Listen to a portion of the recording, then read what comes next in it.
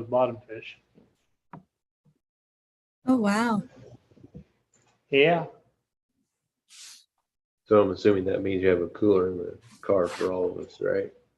Well, I got a cooler in my car, but meat is, the fish has already been removed. Do you want some? Let's share some of the bottom fish. Oh, you're so generous. See, this is what happened was my council member that was up at Fort Bragg that used to bring me salmon all the time. You can look at by the marijuana people. Oh, Jeez. Yeah, he was out with the forestry and they were checking out the forest and come across a marijuana grove, shot him. He used to bring me salmon this way and he'd bring me salmon all the time. Now you get to, you can sit at the table with us, Ryan. All right. Mhm. At the cool kids table. Hi, Russ. Well, Joyce. Hello, how are you? I'm doing well. Got the short chair. I just feel a little. You got the Can we do Purdock something with chair. that chair? It's probably just open the Try door to get and that fixing to it, really. Russ. It could be. We need to, I don't know if we've asked Don to look at that one or not, but we need to put Throw a 'em out. sticker on it or something to like Yeah. Yeah, keep, because stuff gets moved around in Yeah. here so much, everyone yeah. loses I track see, of it. I tend to end up with it several times, so it's like, okay. Well, I've ended up with a couple times, but I always get here early, so I always switch it with Russ. When he gets here. Yes. Dirk is not here in person. Who? Dirk. No, he's on Zoom. Can you hear us, Dirk? Yes, can you Oh, Dirk. hear me? Still in West Yellowstone or? Nope, he left. No, we're currently in Ontario, Oregon, which is right next to the Snake River, across from Payette, Idaho.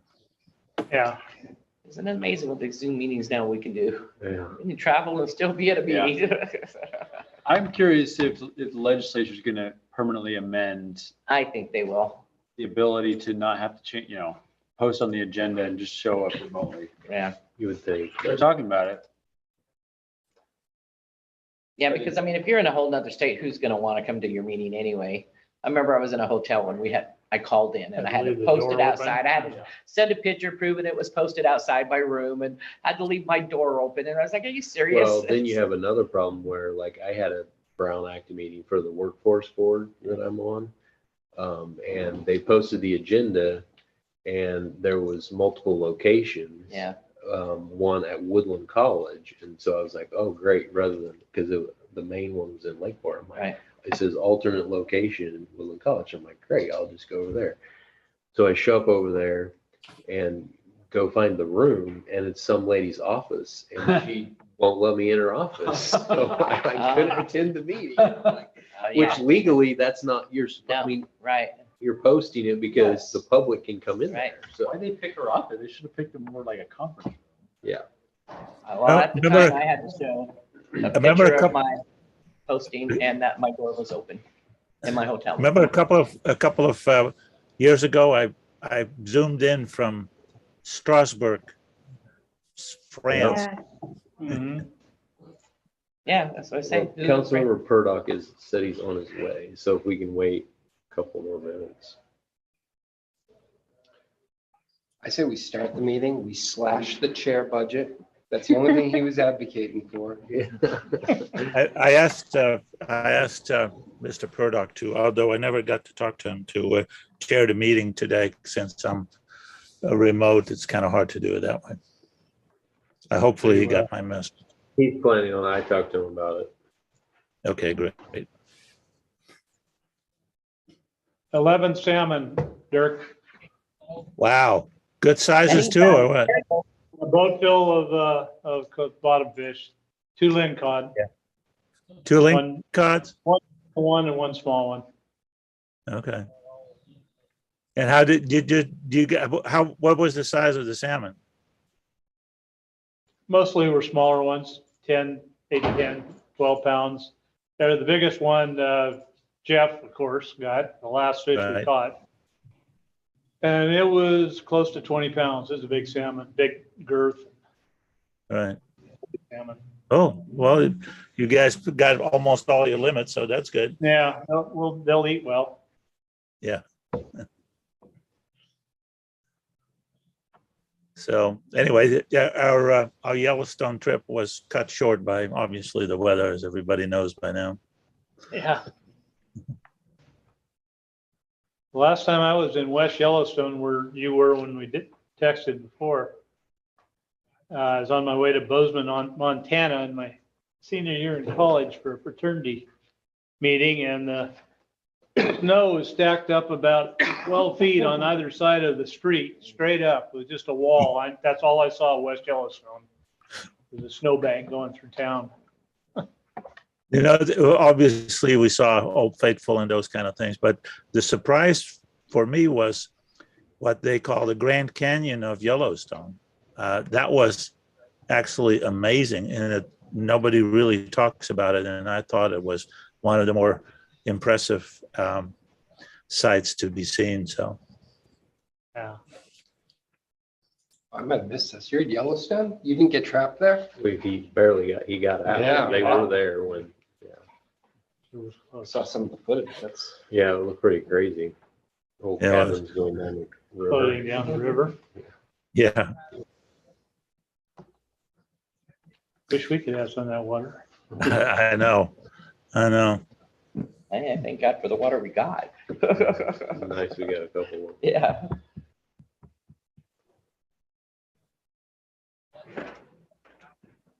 Russian River going into Lake Mendocino was like that wide. Yeah. Yeah, Well, north, You can there's say- all kinds of water. we just You have know, heard How come we can't get some of that water down this way? Schwartz isn't able to make it. So we-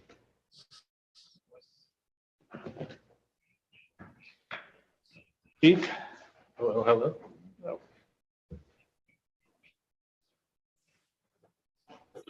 so what was the fire on the 18th? RV, they caught Yeah. the Did it- wildland on Did fire. it spread out quite a bit? Yeah, not too significant, but it got going. I was looking at the aerial of that, those rocks around where it's supposed to be. It was pretty brushy. Yeah. Their dozer though did really well. Did they take out more stuff? Oh, they had the Yeah, opportunity. oh no, he did like about a 50-foot wide swath all the way around. Oh, that's good. Too bad. Next time we'll go a Thank couple you. hundred I feet. You wanna apologize. sit here? No, no. Oh, okay. I got new spectacles so I can see quite clearly. I'm so sorry.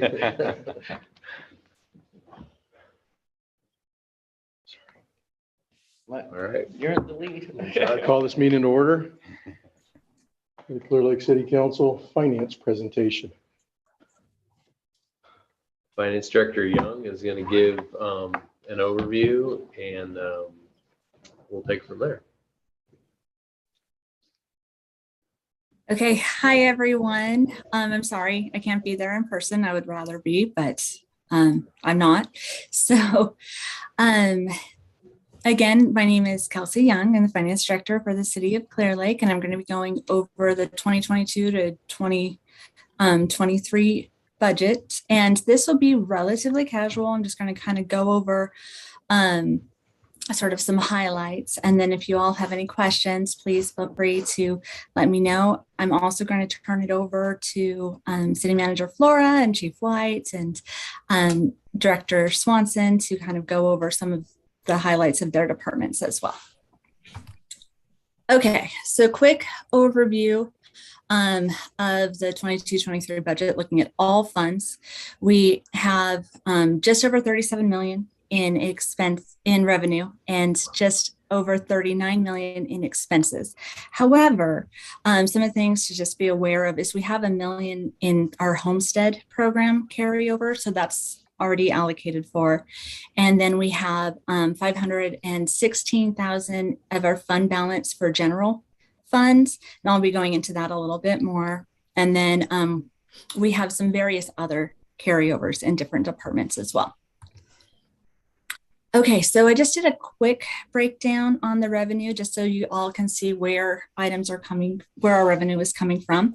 So the majority is coming from, it says grants, but that also includes PG&E funds. So this is both grants and PG&E funds. So our CDBG and then our PG&E, as well as our ARPA. Then we have a little over 11 million in property and sales tax. We have a few other revenues that we are also getting, our administrative penalties, our planning fees, our development fees, all of those various things are you can see all throughout, and we can go into them in a little more detail if anybody has any questions, as well as our franchise fees, which actually have increased, and then also our code enforcement. So our overall expenses, of course, capital projects being our largest expense, followed next by our personnel services, and then our various indirect costs and our contract services. Because we are so lean, we do need to contract out for various services and different consultants. And then also looking at some of our debt services, some of equipment, supplies, etc. Okay, so because personnel expenses are a little bit larger, I kind of wanted to break them down a little bit more so you all can see. So our salaries themselves are about 4.5 million. And then we also have, all of the various pieces that come with personnel, our PERS contribution, health and life insurance.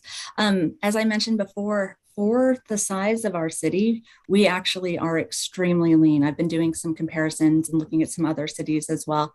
And we have a very small team for the size that we are. And everybody is also, we're all very, how do I put it? We're in the market value, market range for salaries, but we are still a little bit lower than a lot of other cities in similar size. It makes sense though, because of the county and the area that we're in.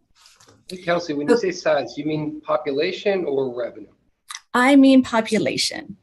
So because we have a larger population, there's still additional services that are needed to support a city of this size.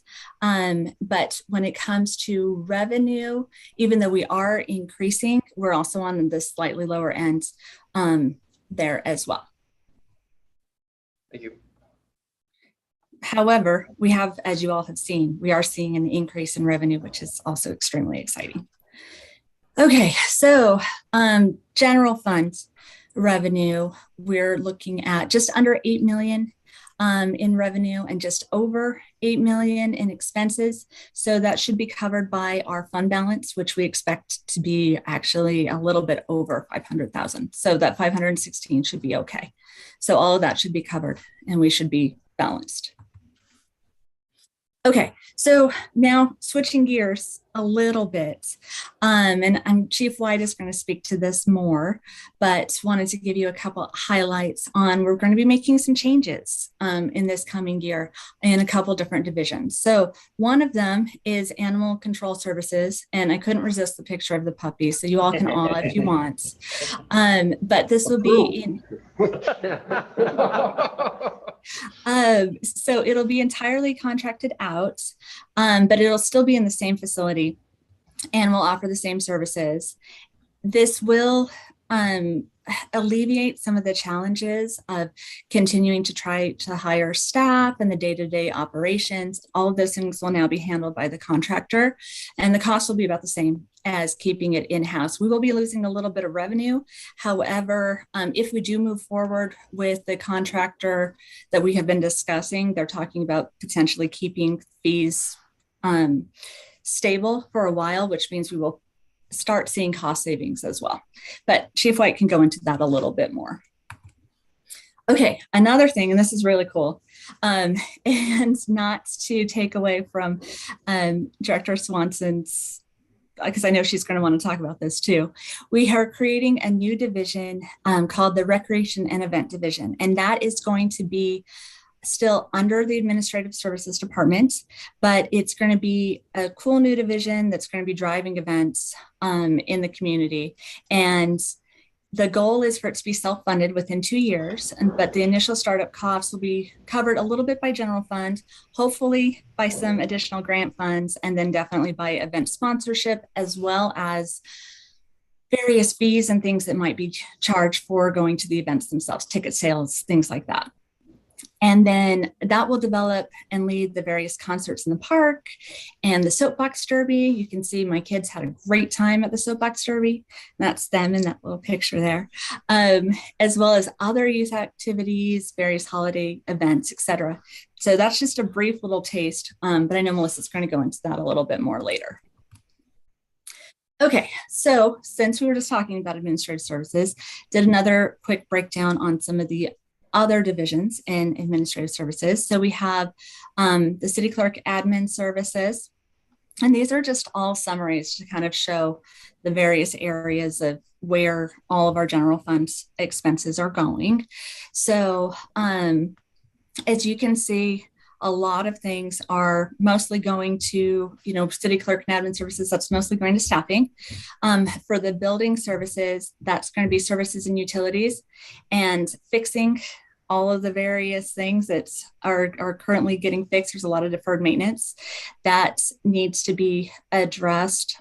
So we increased that budget just a little bit to try to cover some of that. And then we also increased the budget just to try to get ahead of gas prices and propane prices and utilities in general. So that one got increased a little, not a ton, but a bit, so that we could go ahead and be ready for that should these increases continue to occur, which, as you all are aware of, we're not quite sure when that's going to slow down. Okay, and then this is you all. So the city council is mostly personnel services and then training and travel. Capital equipment is mostly going to be any type of computer systems or things like that that are needed to be used. And then of course, supply and materials. Still a fairly lean budget, and you're going to see that in pretty much every department that I'm showing you, just because we do want to make sure that we are very stable in case anything occurs later on in this year. City manager's office, again, pretty lean, mostly personnel services, a little bit of travel, supplies and materials, and then of course our city attorney and those legal services. It's broken out into 2 different contracts, so those are covered as well. Moving on to public works. Public works and parks. So this is the public works general fund, but I'm also going to go a little bit over Measure V and gas tax as well. And you can just see for public works, we really have cut most things. So we're taking care of our teams. We're making sure that we can be fully staffed. But most of the supplies and equipment that we're going to be getting are going to be coming out of either gas tax, Measure V, or potentially our debt financing. However, the nice thing is we are in pretty good shape when it comes to equipment right now, because that was some of the stuff we were able to purchase earlier. So hopefully there won't be very much that needs to be purchased this year. Parks, one of the things that we are adding in parks is an additional training budget. There were some requests by some of our park staff to get some additional safety training and things like that. So we've made sure to go ahead and not have that budgeted in here as well as making sure that we have enough to be fully staffed for our parks teams. Okay, so Measure B. So Measure B is continuing to increase, which is wonderful. Knock on wood, that continues to happen. As you can see, we have it still structured. So we have our indirect costs of 1.5 million, so that we can be using that for our debt financing, to be paying back some of that if we need to, or what we're expecting is for this next year, our debt financing payment is going to be significantly lower, so we can still go ahead and take care of some of our, that is here, our debt financing for other expenses that we already have ready. And then indirect costs would be for some of our chip seal projects and some of the other projects that we'll be trying to get done early this next fiscal year while we start getting our debt financing ramped up. Then we also have a fair amount of our Kelsey Councilman Public Works. Kramer has Sorry. a question, Kelsey. Yes, So you're looking for over 2 million in Measure D plus SB 9, I guess, SB 1 rather, revenues. yes. We've, sorry, 2 million or 3, It's like 2.7. 2.7. 2.7 million. And if I'm adding this up right, what are your expenses? So our expenses are going to be our personnel services, about 500 to 700,000 for our debt financing. Our Total, Lindsay, or Kelsey. yes, for this year. Just So- Oh, Yeah, the, so- oh, Just over. sorry. So for total for our expenses,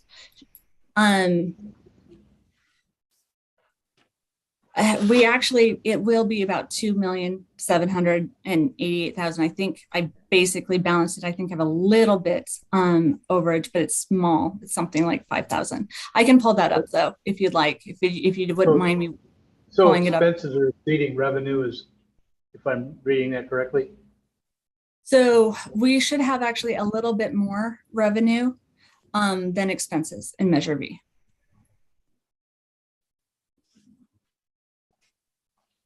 Two. 2.7, 2.9. I'm adding it up to about a little over 3 million on expenses.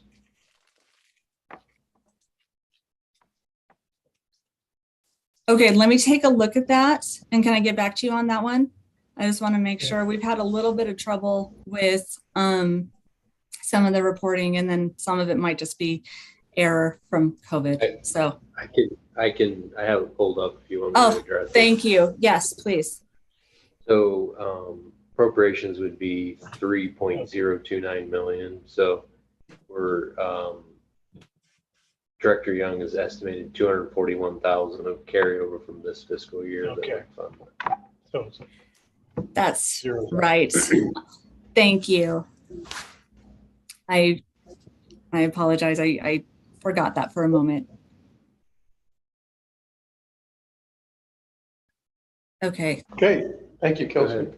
Okay, thanks. Okay, and then gas tax is balanced. So we're expecting about $786,728 in revenue. And this is by our HDL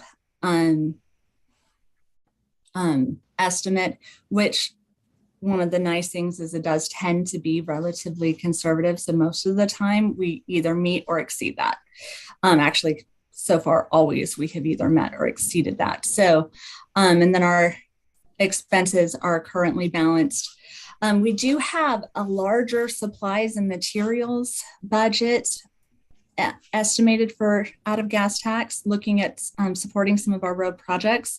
We are hoping that this is a little bit higher than necessary, in which case then we can always use the balance of that for supporting other projects.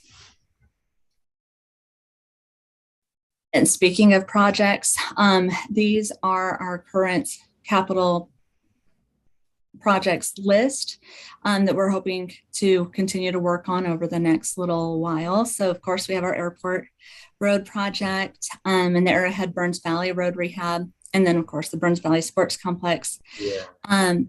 And then Lakeshore Drive corridor, we're hoping to talk to you about more next month on working on getting that up and running, as well as some of these other projects, which as you know, are already in process.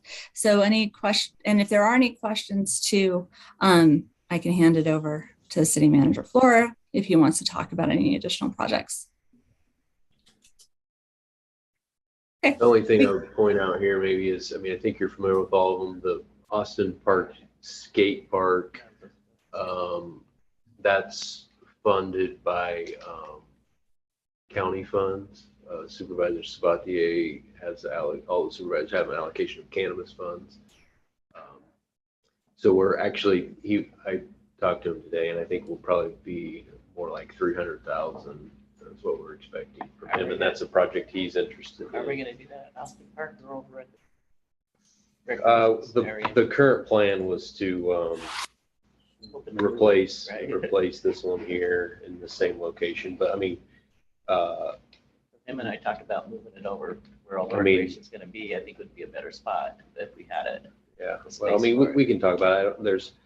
There's pretty limited space there with the ball fields and stuff, really, at the new location, but our plan is to hire, you know, a designer to, you know, do some community meetings and come up with a new plan. So all those ideas could be brought forward. What's the courtyard at all? That's, I was waiting to ask that. It's just the name on the account hasn't been changed. It's actually the courtyard at Burns Valley. Burns House. Okay, thank you. Chief White just mentioned we need to rename that. So. Yes, that might be good. Didn't think we were gonna read it that close. Yeah.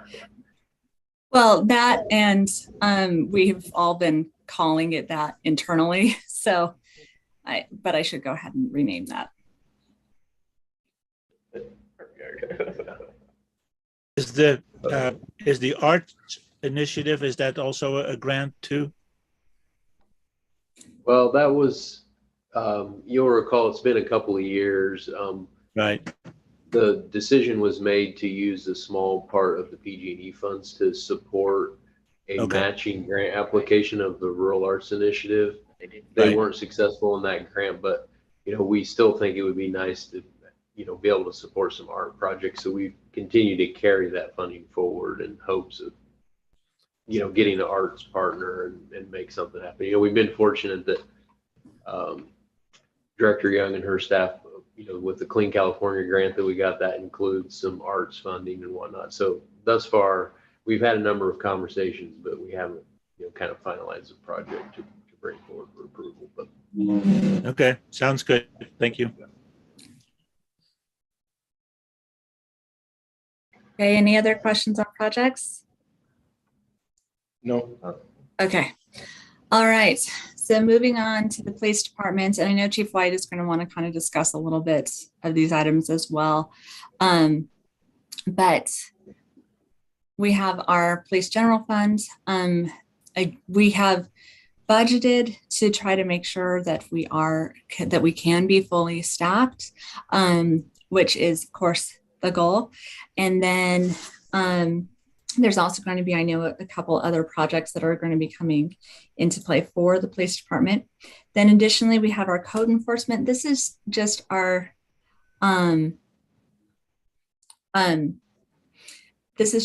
enforcement general fund, but we also have, of course, our CDBG grant to also help support our code enforcement, and that's coming through as well. Okay, and then Measure P, revenues versus expenses. So right now, oh, I'm sorry, did I miss something? quick. I was looking for Measure P on the other slide, but here it is now. Okay, so Measure P, revenues versus expenses. Right now, we do have it set up where we're expecting about 1.3 million in revenue. And we have about 1.4 million in expenses. Now, again, these are using potentially more conservative numbers. So it's possible that we would continue to get some additional revenue. But then we also made sure that we could potentially balance it by, if, for example, we're not fully staffed, those salary savings can easily make up the rest of this amount. Plus, I believe there is a little bit of Measure P revenue rollover as well. So this particular, 79,000 doesn't concern me. I feel like we're pretty well balanced, but Andrew, if you want to speak to it, please feel free as well. Okay. All right, moving on. So then there's finance. Finance, we are really just the team, and then our various software systems. So we have a little bit of support on different consultants like RGS, who's going to be supporting us a little bit, and then we also have Tyler Encode and systems like that are already in place for finance. But that is We don't get as much of the fun stuff. But that's okay. So then there's also community development, and community development, you'll notice has increased since last year's budget as well. But a lot of the reason for that is we saw an increase in revenue regarding the building fees and developer fees and various planning fees. That's mostly from our larger developments, our housing developments and other things that are coming in. But with that also comes a lot more expenses having to do with our various consultants that are helping to support this. So that's why you're seeing the change in community development. We also are fully staffed now in community development as well, which we weren't before. Yes, you have a question? Yeah, is basically the fees that we receive from community development activities cover the cost, or is there do we need to look at updating our fee structure to make it self-sufficient? So we do need to look at updating our fee structure. And that's actually something I had hoped to bring with this particular meeting, but I wasn't able to have all of that compiled yet.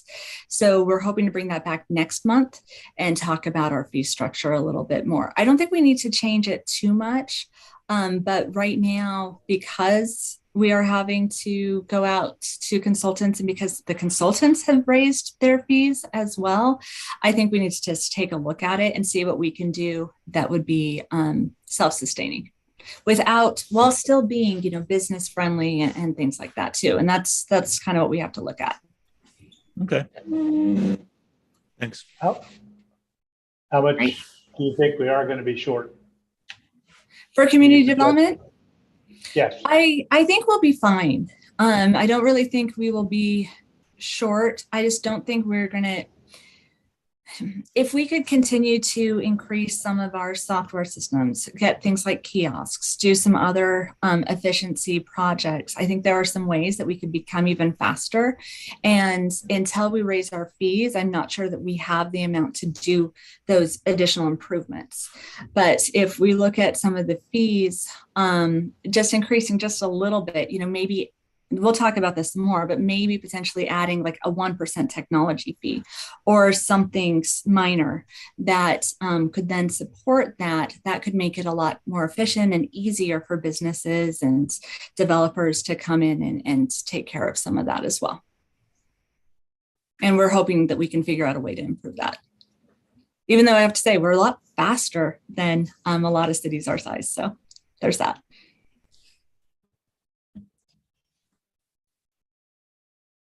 Okay. All right.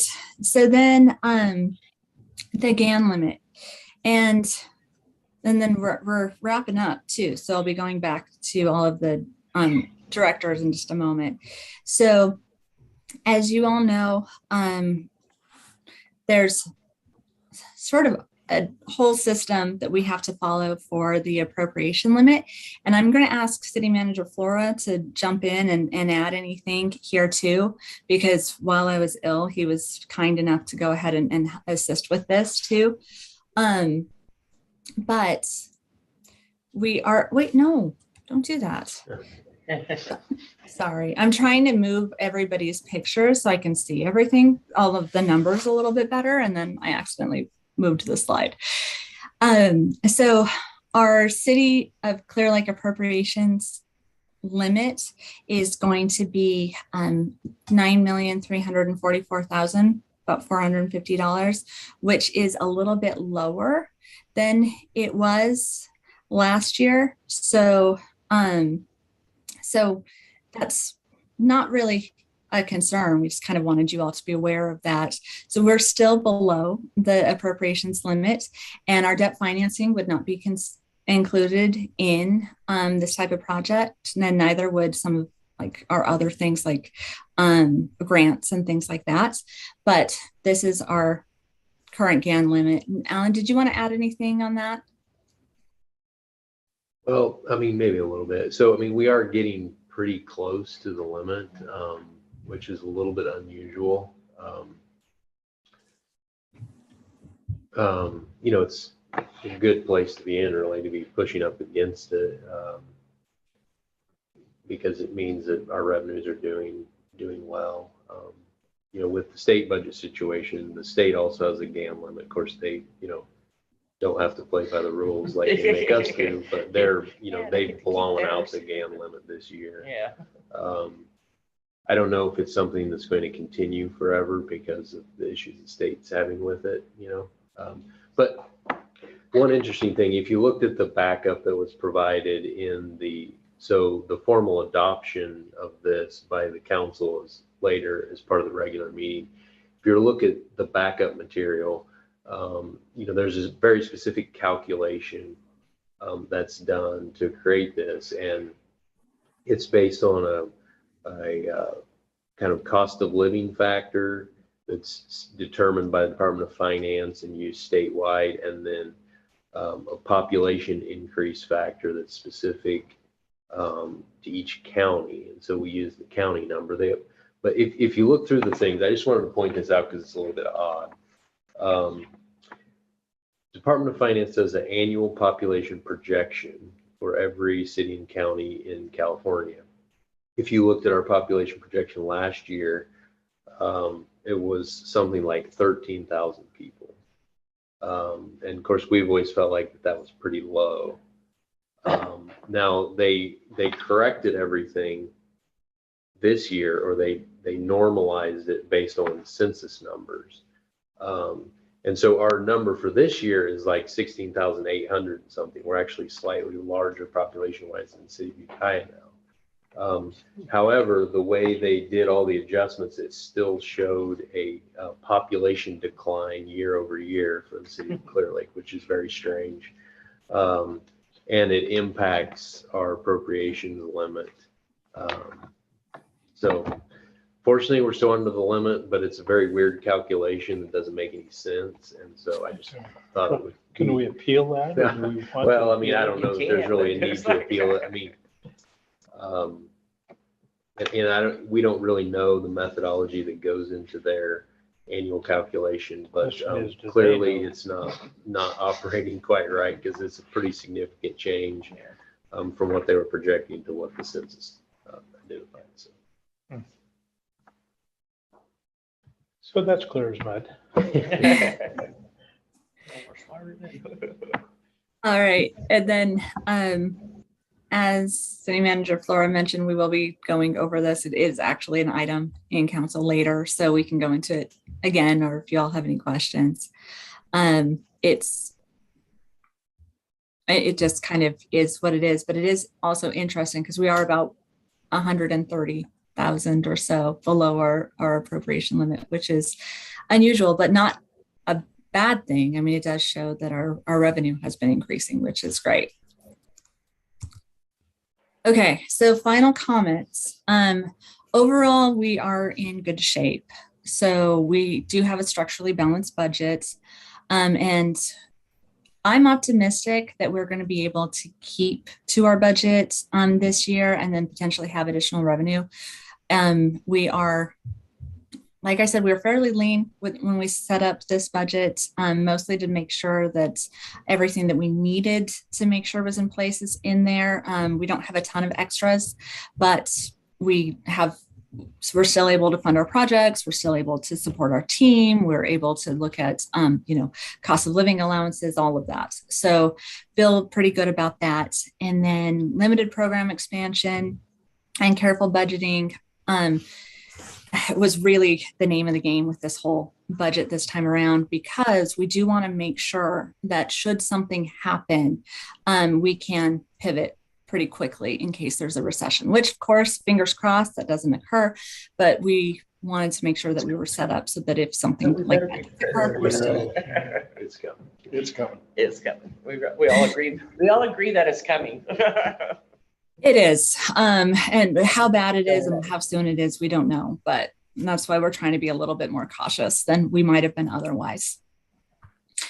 Okay, so debt financing, not going to go into this now because we're going to go into it later, but it's kind of exciting because we are closing on our debt financing on June 21st, which is next Tuesday.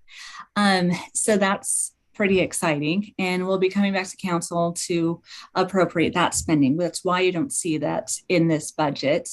And we are going to have just under 15 million for 14.755 million for projects. And we've already given like our wire instructions. So we're going to be ready to move forward on that. And obviously we're going to be talking more about exactly what those projects are. And we've been talking about how we're going to be spending that, you know, making sure the design is moving forward and then the potential phases, et cetera. It's all going to be kind of brought and discussed a little bit more later, not today, but in subsequent meetings. Okay, so back to the budget. Like I said, that was kind of an overview. No, don't do that. But the entire fiscal year budget can be found, and I sent you all that link, but I wanted to make sure everybody has it too. We also have the proposed budget on our website, and if it's approved, we will go ahead and update that as well. So if anybody wants to take a look and go a little bit more in depth, they can do so. And the nice thing is by having OpenGov too, you can kind of drill into it and see things a little bit more. But then also, happy to answer any questions and so forth. And I know that there's probably going to be some questions, but before I jump into that, do we want to hand it over to our directors to kind of talk about their budgets a little bit, or do you all want to just jump into questions? Have any questions on the overview? I don't. No? Okay. Okay. I think we'll let Chief White has some things he wants to talk about, and then Director Swanson, and we can address any questions that come up along the way. Sounds good. So I'll try to be brief, but just big picture things and stuff to consider is on the police side, we had to continue a freezing of the community service officer position. Our part-time investigator position is frozen, as is our part-time dispatcher position, to try to make things pencil their way out. And we have underfunded police officer positions, which basically we're looking at the vacancy rate, right, of whether we can fill them or not. I only mention it because that kind of all blends into the big pictures. It's not all, you know, roses in terms of the situation. It's the challenges that Director Young mentioned that we face, which is trying to do everything with very limited staffing and everything else. I can tell you that, you know, looking forward in the police department, there's several areas that are continuing to grow and cost. And a lot of them have to do with different oversight measures, tracking, that sort of thing. And we really lack administrative support within the department. I mean, code enforcement has full-time administrative support. At the police department, you know, you have positions that should be focused on other things that are doing, you know, office type tasks. So as we move forward in the future, I think it's something to think about. As I tell the staff there, it's like we're in between clothing sizes, right? We don't have the revenues to support getting the next thing, but yet we have a lot of the demands. And I think those things play out with our responsiveness to the public, scheduling things, dealing with the kind of, you know, administrative stuff. The animal control we're going to talk about later, so I won't spend too much time on that. And then fuel increase, a huge, I mean, from like 70,000 to our conservatives projection, almost like 150. We're hoping that there's going to be a bounce back, but a massive increase in the fuel, which obviously everybody's experiencing, but in here it relates to direct cuts that we have to make. I want to mention on the Measure P thing. So we do, you may recall a year ago, we actually took, Measure P was in the negative. We did some adjustments with extra revenue that came in and right-sided it. And this year there's actually a fund balance. That's why it's in the, it's using fund balance next year. And the proposal is to do a pretty significant investment in adding some public safety cameras in the city, like parks, some, you know, crime areas, that sort of thing, to really give us the backbone to do that. So an initial sort of investment, and I look at those as sort of force multipliers, right? Is we don't have all the resources out there, but at least it's extra eyes and ears for the police officers to help make things safer. And that's in that capital equipment. That's, yeah, exactly. That's the 50,000 in the capital equipment. And I've had talks with the school superintendent on the school safety is obviously a big issue, is opportunities when we have that sort of infrastructure that if an incident happened, the dispatch right away could get a picture of sort of what's going on from the camera investment that they have. So we wouldn't be building out their system, but we'd look for opportunities to leverage stuff that's already out there. And just one quick point on that. You may recall we had requested some CDG funding for that program, and they decided not to fund that particular application, but because of what we felt like the importance of it for the city, we were able to, Chief White was able to figure out this way to fund at least part of it. So it's great. Good, thank you. You have anything else? Go ahead. Director Swanson. All right, well, briefly, administrative services is also over facilities. So as you know, there's been some deferred maintenance in all of our buildings that we're trying to catch up with. And well, Dawn has been doing a fantastic job. There's always something that needs to be done, and I'm sure Councilmember Overton is well aware that, you know, we've got a lot of projects that need to be done at the senior center here at City Hall. So we've managed to bookmark some of those projects, both long-term and short-term, for next fiscal year and beyond. So that's why you're seeing a bit of an increase in facilities for next fiscal year. I have to say Don is doing an excellent job. My staff was getting sick in our office there. I felt it was from the ventilation system. And I just asked him to check it, and he went right up and he was really on it. And it definitely was, he's changed the filters and we're already feeling the difference in there. So, I mean, I have to say we hired the right person on Yeah, this no, guy. I mean, after the first couple of weeks, Yeah. I gave him a hard time because he was like, you know, I don't know, you sure you have enough projects? He was like worried that he wasn't going to have a job very long. And now he's like, Now he's worried about if he's gonna have enough time to keep up with it all. So, anyway, but yeah, he's doing great. I think he definitely finally found the right person for that position. It just took us some time. But He responded to the chamber office on that electrical issue we had. Was obviously right on it, new. Awesome. I'll pass that on to him. Yeah. Good to hear. give him good Thank you. kudos, that's for sure. So I made a quick few slides, but in the interest of time, I just wanted to give an overview of the proposed event, recreation and events division. Oh, anyway. I'm gonna go ahead and share my screen.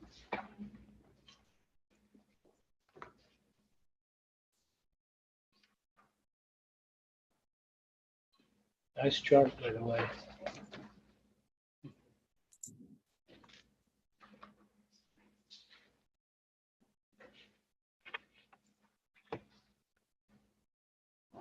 What things you did. Oh, thank you, right? Jeez. Oh, I know. Yeah. All right, so as someone who grew up in Clearlake and graduated Lower Lake High School, I raised my kids here. We have our family here. I am really proud to bring this proposal to the council tonight. My team, and most especially, as you know, Tina, we've worked very hard over the past few weeks to make this happen, and we're really excited about it. So tonight we're bringing forward a proposal for a new division under administrative services for recreation and events. So tonight we'll talk about a little bit about the vision and values, goals and objectives for this and how it fits into the council's strategic plan goals. I already like it. Let's do it. Thank you. All right, done. While you're ahead, yeah. I also want to give the council a brief overview of our roadmap for year 1 and 2.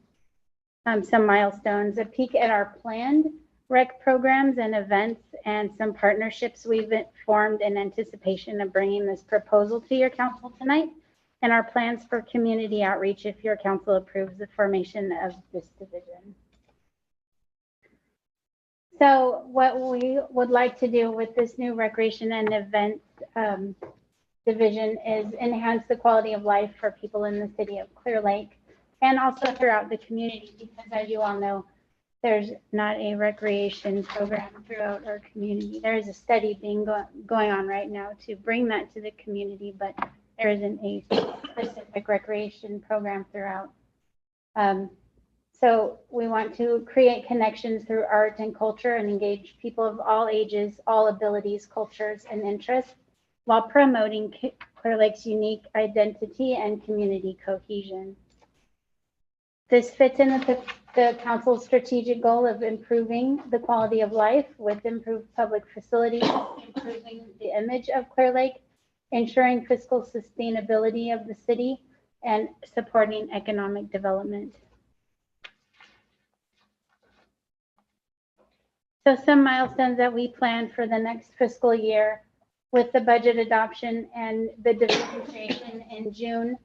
By September, we plan to bring back policies and procedures for the division, which of course, as you know, I'm all about. So we're going to put those together along with some partner agreements and MOUs to help fund the division. We're going to begin community engagement and an impact fee study to help us be sustainable long-term.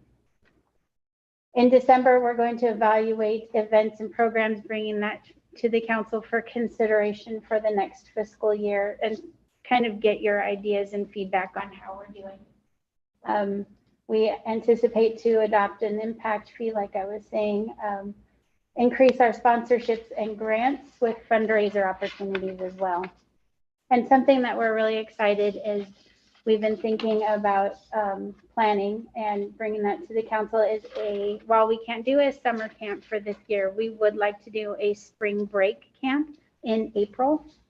And so we'll bring that forward next year, along with creating a program book and expanding our community engagement.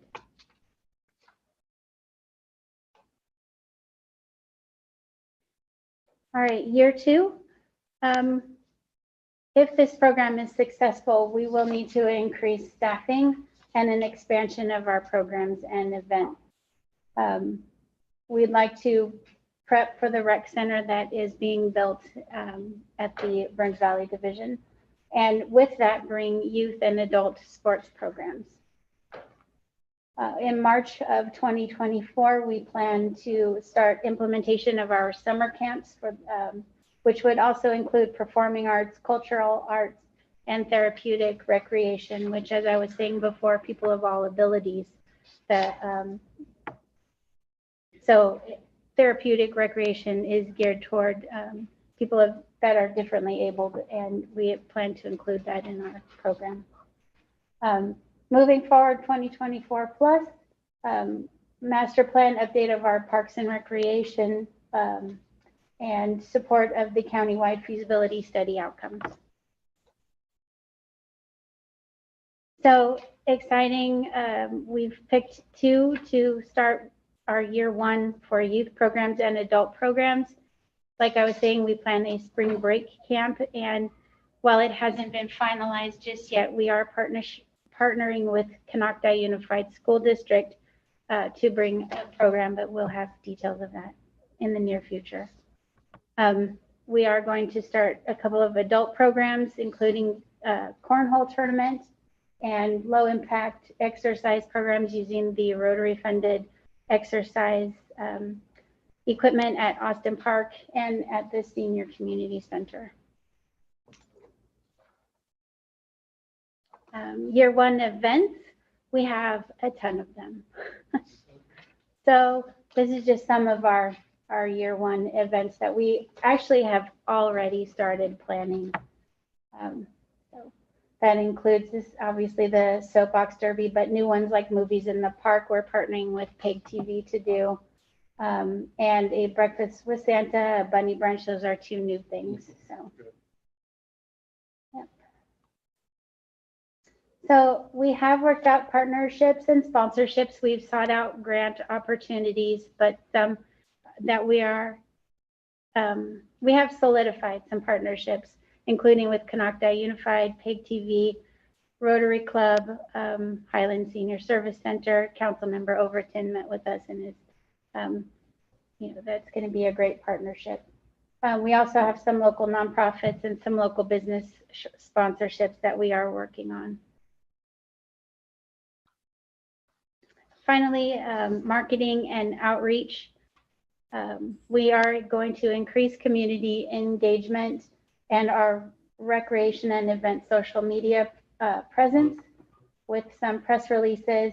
We also plan to give monthly reports to the council on our activities, similar to what you're getting now with animal control.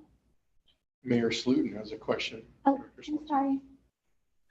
I see opportunities for collaboration with both Adventist Health and the Woodland College. The other question I have with it in general is that a lot of times our planning commission was part of this whole process of doing things like this, Parks and Recreation. Is that still a collaboration with our planning department on this, or is that just is that no longer there? So we have reached out to Adventist Health and other organizations. We haven't solidified partnerships with other organizations, but I can tell you that we are working to develop those. Also, we are going to be bringing information to the Planning Commission. We just wanted to bring this proposal to the council first to get, a solid plan. Yeah. Okay. Yeah, we are working on several organization partnerships. Are you reaching out beyond the city? I see you basically have them with KUSD and PEG TV, but with other. Oh, yes. Those are just the ones that I've listed because we're actually have a solid, partnership. Thing in terms like Lower Lake Committee. Oh, absolutely. We can do that. I will reach out to them. Absolutely. Lower Lake. Absolutely. And if there are any, that you can further. Clear Lake Oaks Business Association. Sure. In our chamber. Yes. Yes. We have reached out to the chambers, but Happen to be on both of those boards. perfect. Yes, absolutely. Very nice. Yeah, so That's exciting. it is exciting for me personally. Mayor, do you still have a question or your hand's still up? Yep, can't hear you. Thank you. You're muted.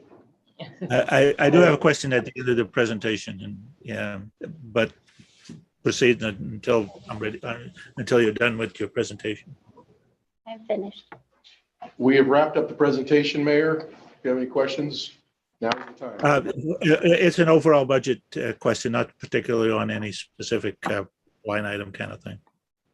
If you're ready for that, I'm ready. Yes, Okay. I'm here. Over the last couple of years, I've always wanted to know what our unfunded liability is. And it seems like with a couple of long-term police people leaving or going on retirement, is that have made an impact on our unfunded liability? And should we still try to pay some more off to lower that liability? Well, I'll try to speak to that a little bit, and then both Chief White and City Manager Florida, if either of you want to jump in there as well. So my understanding is that we have paid off some of the unfunded liability, and then we also have, as we're moving forward, we have a new structure where as long as we can pay beforehand, we actually get a little bit of a discount. And so by doing that, we're already being able to pay it off. Not a ton, but a little bit. And then that is something that we're continuing to be in discussions about, if it's going to be more beneficial to pay that down, or if it's something that we want to continue to just sort of mitigate the increases by paying it beforehand. And right now, the way that they have had some of the interest rates moving forward, it actually isn't as high of an increase as we expected. So at the moment, I think we're still trying to consider what would make the most sense for the city. But Chief White, City Manager Florida, Laura, you want to speak to that a little bit more? I could add a few things. I mean, the retirement of police officers doesn't impact our unfunded liability per se. I mean, those calculations are based on a number of things. I mean, the there's an assumed mortality rate for every employee, and whether that average works out or not can impact the rate. But I mean, the bigger influencer on our unfunded liability is the rate of return that CalPERS receives on its investments, which last year, they have assumed for several years a 7% return on their investment.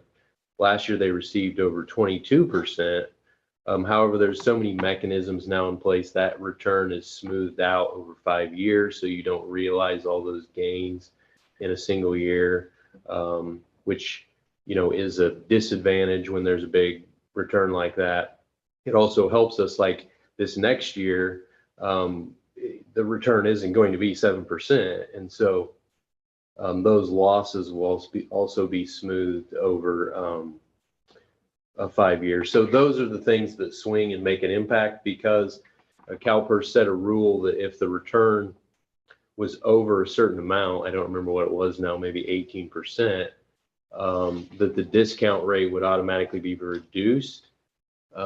So, we could talk about this for a while. It's very complicated, but so it did trigger a reduction in the assumed rate of return down to 6.8%, which what that means is us as partner agencies have to pay more rather than assuming that unfunded liability debt is going to be paid by returns from the market. And so that by getting an excessive rate of return actually cost us more money moving forward. So I don't know if that addresses your question, but our unfunded liability amount only went up about 40,000 over the last year. So we're not seeing real significant increases at this time, and it's pretty stable. All right, well, we are at the hour, so we have a couple minutes. Any other questions? You're muted, Mayor. You wanted to say something. Sorry. I understand that they're averaging out over 5 years, but it's with a downturn looming here. I just want to make sure that we keep on top of it. That's all, really. Thanks. All right, Take is there any a other couple questions? minutes. If not, we'll close this budget meeting, and we will reconvene at the city council meeting at 6 p.m. Thank you, Kelsey. Thank you all. Excellent job. Thank you very much. If you have any more questions, just let me know. Thank you. See you in a couple minutes.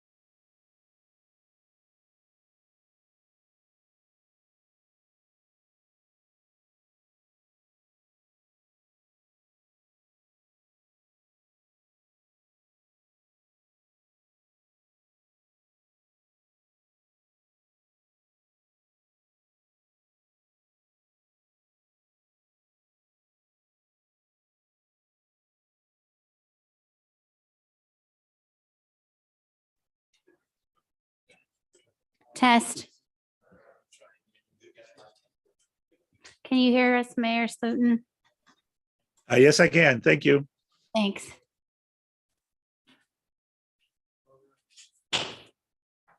6:02 p.m. I would like to call this meeting to order. I'll be sitting and conducting this meeting. Is away. He is the presiding officer as mayor. Zoom meeting as students. Workshop.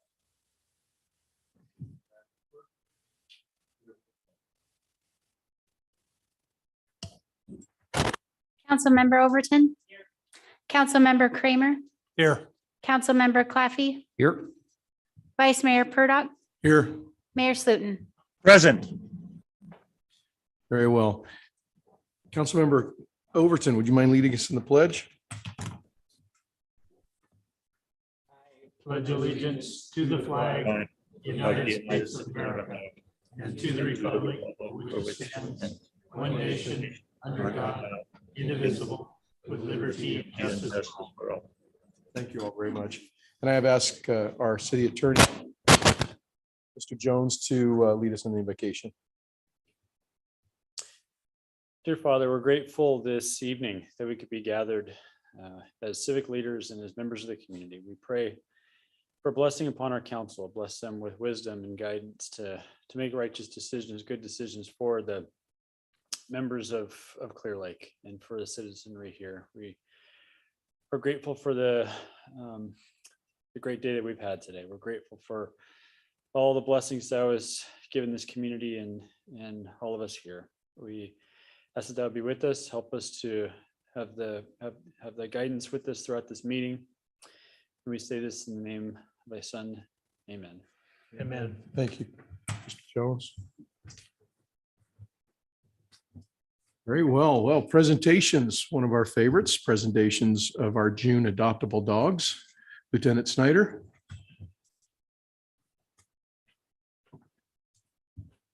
Good evening, members of the council.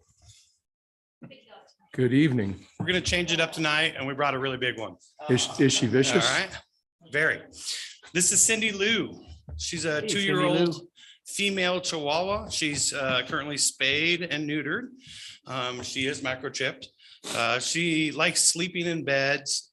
She likes cats and dogs and riding in the car and receiving snacks. Long walks on the beach. Long walks on the beach. She likes shaking a lot.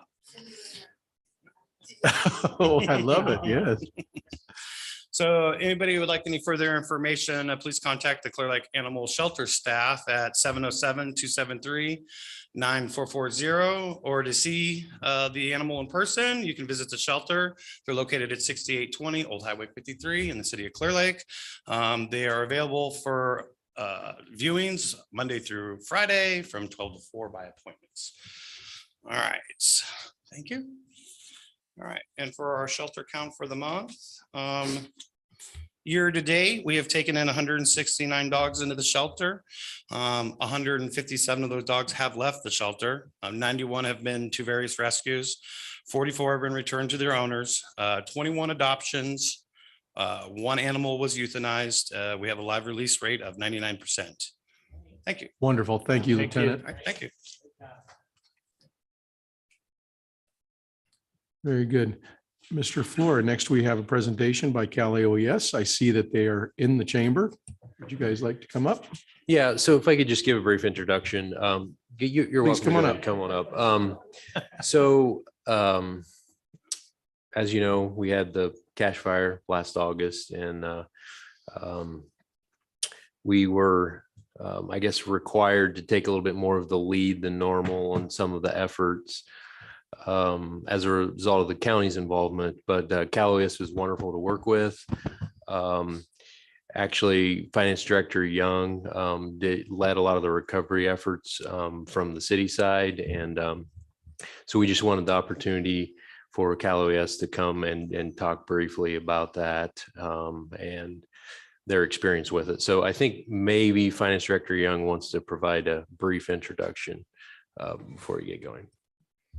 Yes, hi, Amber. I'm so sorry that I don't get to be there in person, but if I could, I would be giving you all a huge hug right now. So I'll just give you a socially distanced hug. Cal OES has just been incredible. They came in, they talked us through what to do.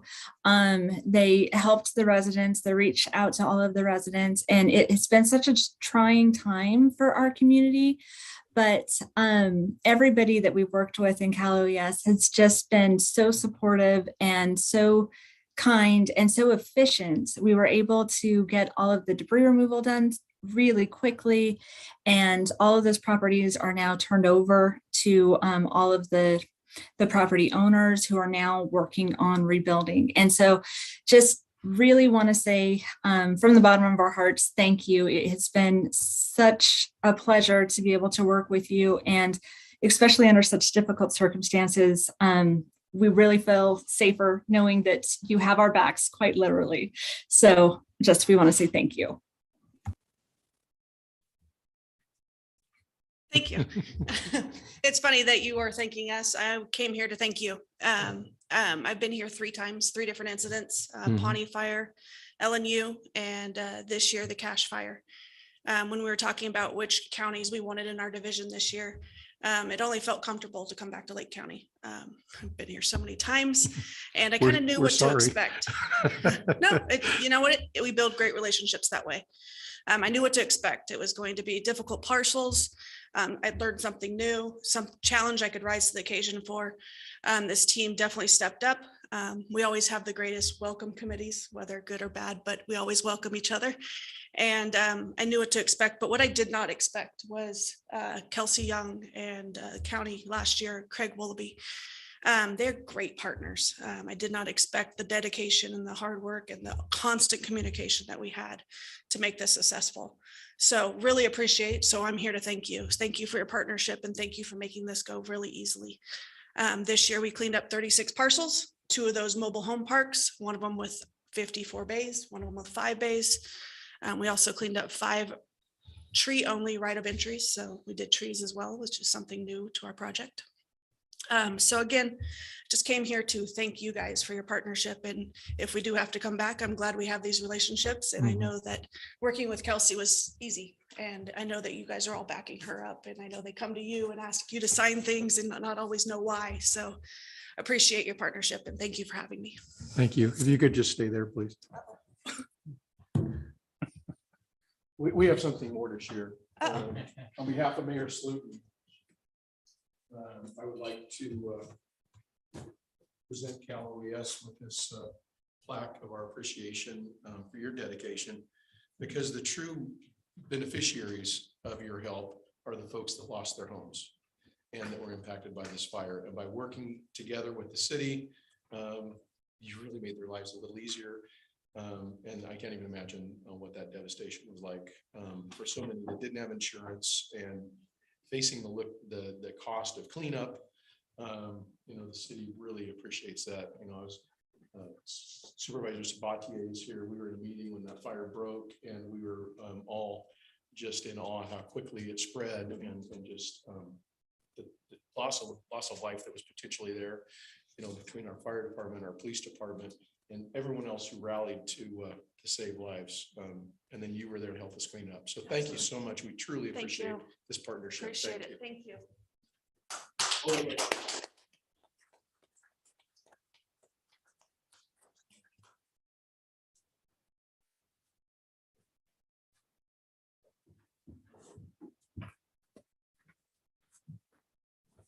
And next, without further ado, our water resources representatives are here to also report on the Cache Fire and monitoring results. Yes, I think we should have Angela from the Department of Water Resources, who wanted to, this incident, we had a lot of environmental concerns because of the proximity to Cache Creek, and there was fire in the creek and whatnot. And so Water Resources was a great partner with us in trying to do everything we could to control that situation and provide monitoring. So, Angela.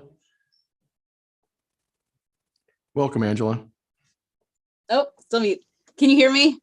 Yes, we can. Okay, great. Thank you so much for having me tonight. I apologize for not being there in person. I'm 8 months pregnant, so I don't really like traveling too far. So thank you very much for accommodating me virtually. My name is Angela DePalma-Dow. I'm a program coordinator here with Water Resources in the Watershed Protection District.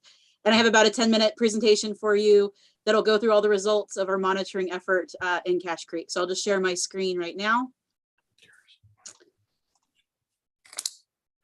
And I want to make sure that you guys can see that. Yes, we can. Thank you. Great, thank you. So we're going to talk about how we implemented this fast and affordable post-fire water quality monitoring response to the Cache fire. And I wanted to acknowledge all the co-authors and the associates that helped with this project from the water boards, as well as our department here and Water Resources. And then also our funders for the project. So we had to scramble and get some funds for this project, and everybody here pitched in: California Valley Regional Water Quality Control Board, Government of Yolo County Flood Protection Watershed Conservation District, City of Clearlake, and then some in-source funding here at the county. And then we had some partners as well from our IRWIMP group, AmeriCorps, and Washington State University.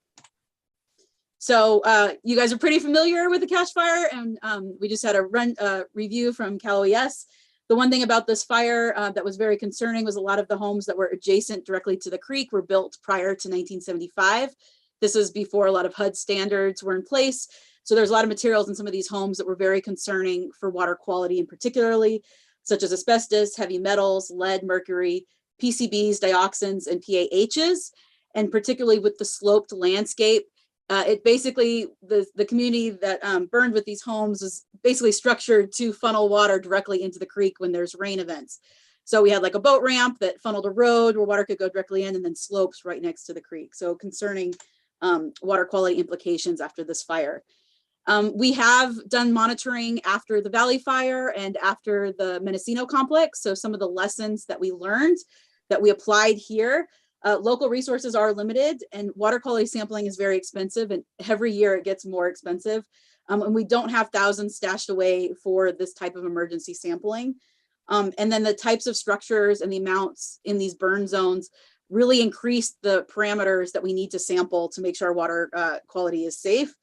And you would think that post-fire water quality monitoring would be included in traditional federal or state fire response funds. It's not. It's automatically included, even if you have a drinking water source there.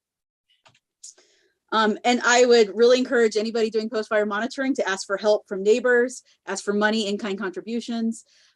We gained $10,000 in lab support from our neighbor at Yolo County. So we had a presentation with them on one of our integrated water management regional groups, the Westside IRWIMP group. We had a presentation, we showed this photo, and they immediately stepped up and said, we'll give you $10,000 to do some monitoring of the water quality there in Cache Creek, because they could see the potential impact they could have from this burn area down the slope and into the creek here. So it was really valuable to have that additional help for the lab resources from them. And so we actually gathered a bunch of support from around the community because we needed to implement the sampling strategy. So we had 2 sites we know we needed to sample, and we had over 13 parameters that we wanted to look at. And at first we really had no funds available to do this. So we reached out, we got some, we looked at some internal funds that we could afford, both for labor and lab analysis. Like I said, Yolo County pitched in about $10,000. Then the Yolo County Flood Protection District sent us a check for $1,200, had for $2,000, and then also offered some help. City of Clearlake, you guys committed $5,000. We ended up not needing that because we didn't have enough rain events to go over our internal labor funds. And then once the fire was declared emergency, we got $12,000 from the water board for specific lab analysis. So not for labor, and there was a limit on the types of sampling that they could pay for, but this was a big help and got us an overall around 40 grand to put towards this project, which could fund about 6 or 7 storm events for the sampling that we needed to do in this site. So there was a need for this fast response. And what we did is we went to the site, we did many site visits to pick some sample locations that made sense to get the best representation for water quality. We had to get right of entry. We worked with the City of Clearlake. Thank you so much, staff at City of Clearlake, for helping us with that. We talked to neighbors, those still in the area, to kind of get an idea of the conditions, where water flows, where does it where does it sit, kind of what happens when there's a storm event. And then we worked really closely with the state and the city and any of the response agencies to look at the land activities that were expected to occur, such as the cleanups, the BMPs that'd be in place, so we could get an idea of that mitigation. And so here's some more photos here. We had some drains that we couldn't find the end of, so we knew water would be going in some of these drains. We didn't know where it would come out, so it made it kind of difficult to plan sampling. And then we also, you can see here this photo on the bottom left. This is Cache Creek. You can see there's intake directly there going up the hill to this house on the lower lake side. And it looks like these trees are dying or going through fall color change, but actually it was fire retardant that was dropped on the creek directly across the creek to prevent the spread. So all of these things played a factor in what we might see in the creek during the sampling. So here is what we did. Here is the map of our site. So I don't have the burn layer on here, I apologize, but it's right under this arrow here. Our downstream site is this blue dot. Our upstream site is this orange dot. And what we wanted to do was be able to take grab samples of both these sites to get before the fire scar and after the fire scar.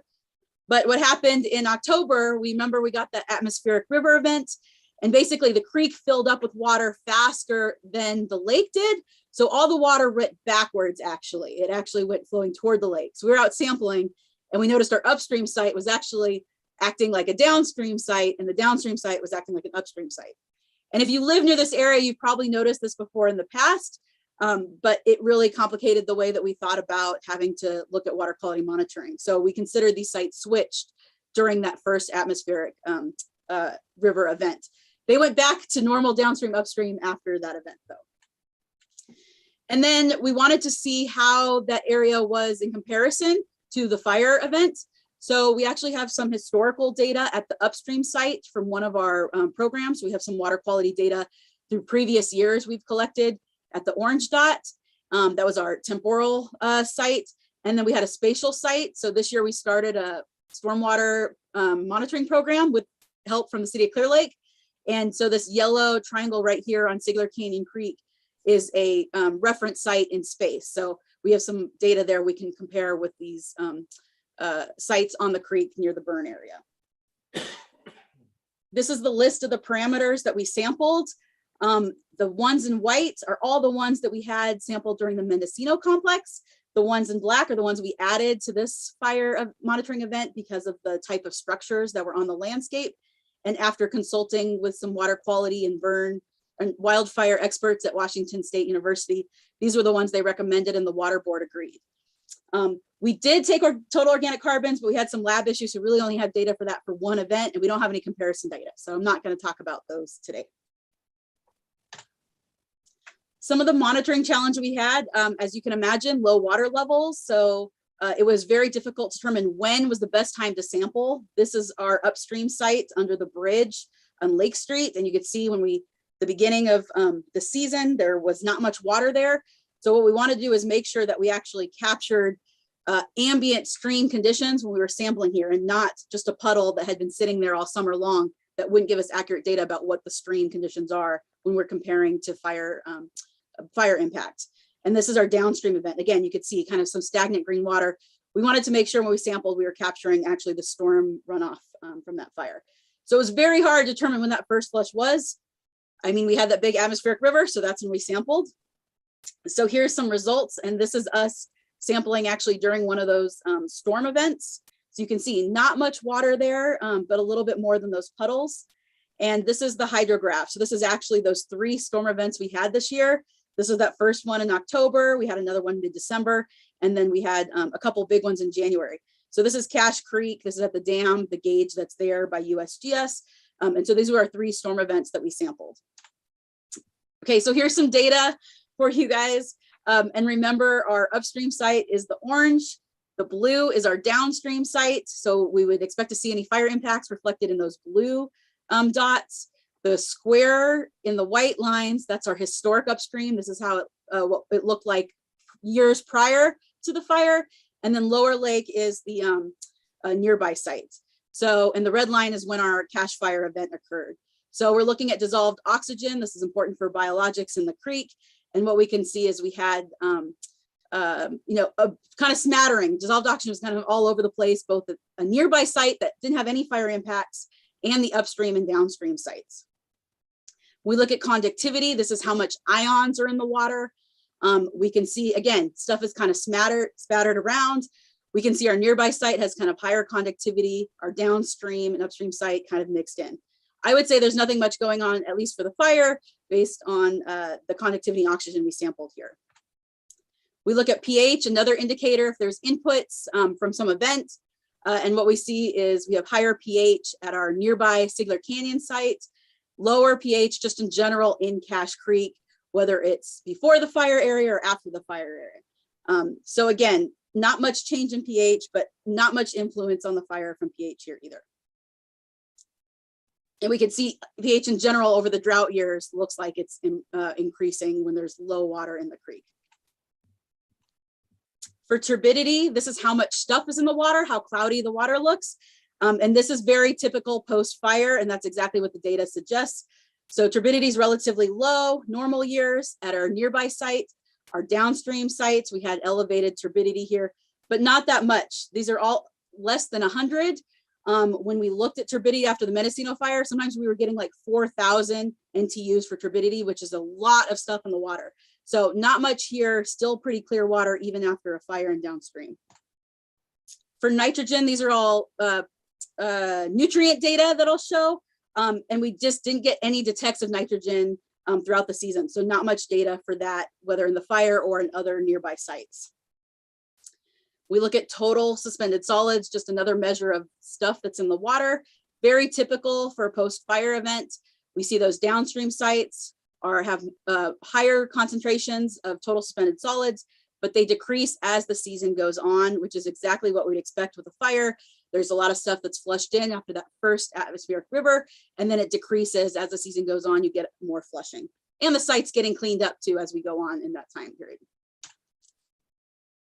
And then we have the Cache Creek phosphorus. We care about phosphorus because that can drive cyanobacteria algae blooms. And what we saw is we had slightly elevated phosphorus downstream, but not by much. These are all low levels of phosphorus. So even comparison to our nearby site.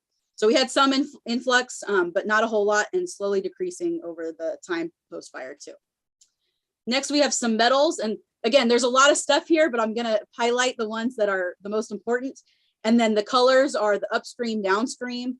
And remember that first event here on the left, they switched. So that's why the colors are switched around, because the water was going the other way. So the things that popped out, either higher levels than we would expect or concentrations we expect, or higher in the downstream than the upstream, are things like calcium, barium, manganese, and vanadium. Those are the ones that popped out that were significant. Usually after fires, like the Mendo complex, we would see things like iron, aluminum, maybe some arsenic. We saw some of those in the first flush, but none in the next round of samplings, and nothing really too concerning.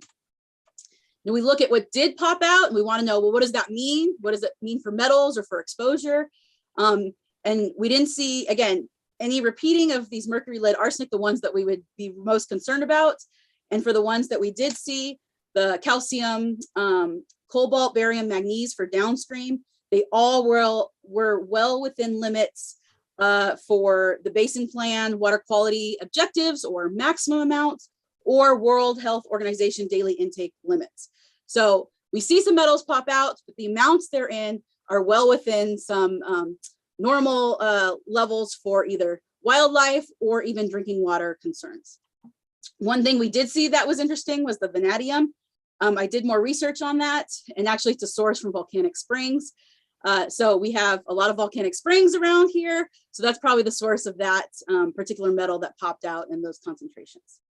In general, I'd say there's not really any huge metal concerns, especially because we didn't see any increasing as the season or stagnant in the season. And nothing popped out that was of high concern for chronic or acute levels based on regional and global water quality objectives. Lastly, we have our organics, our VOC screens, some of our dioxins and furans.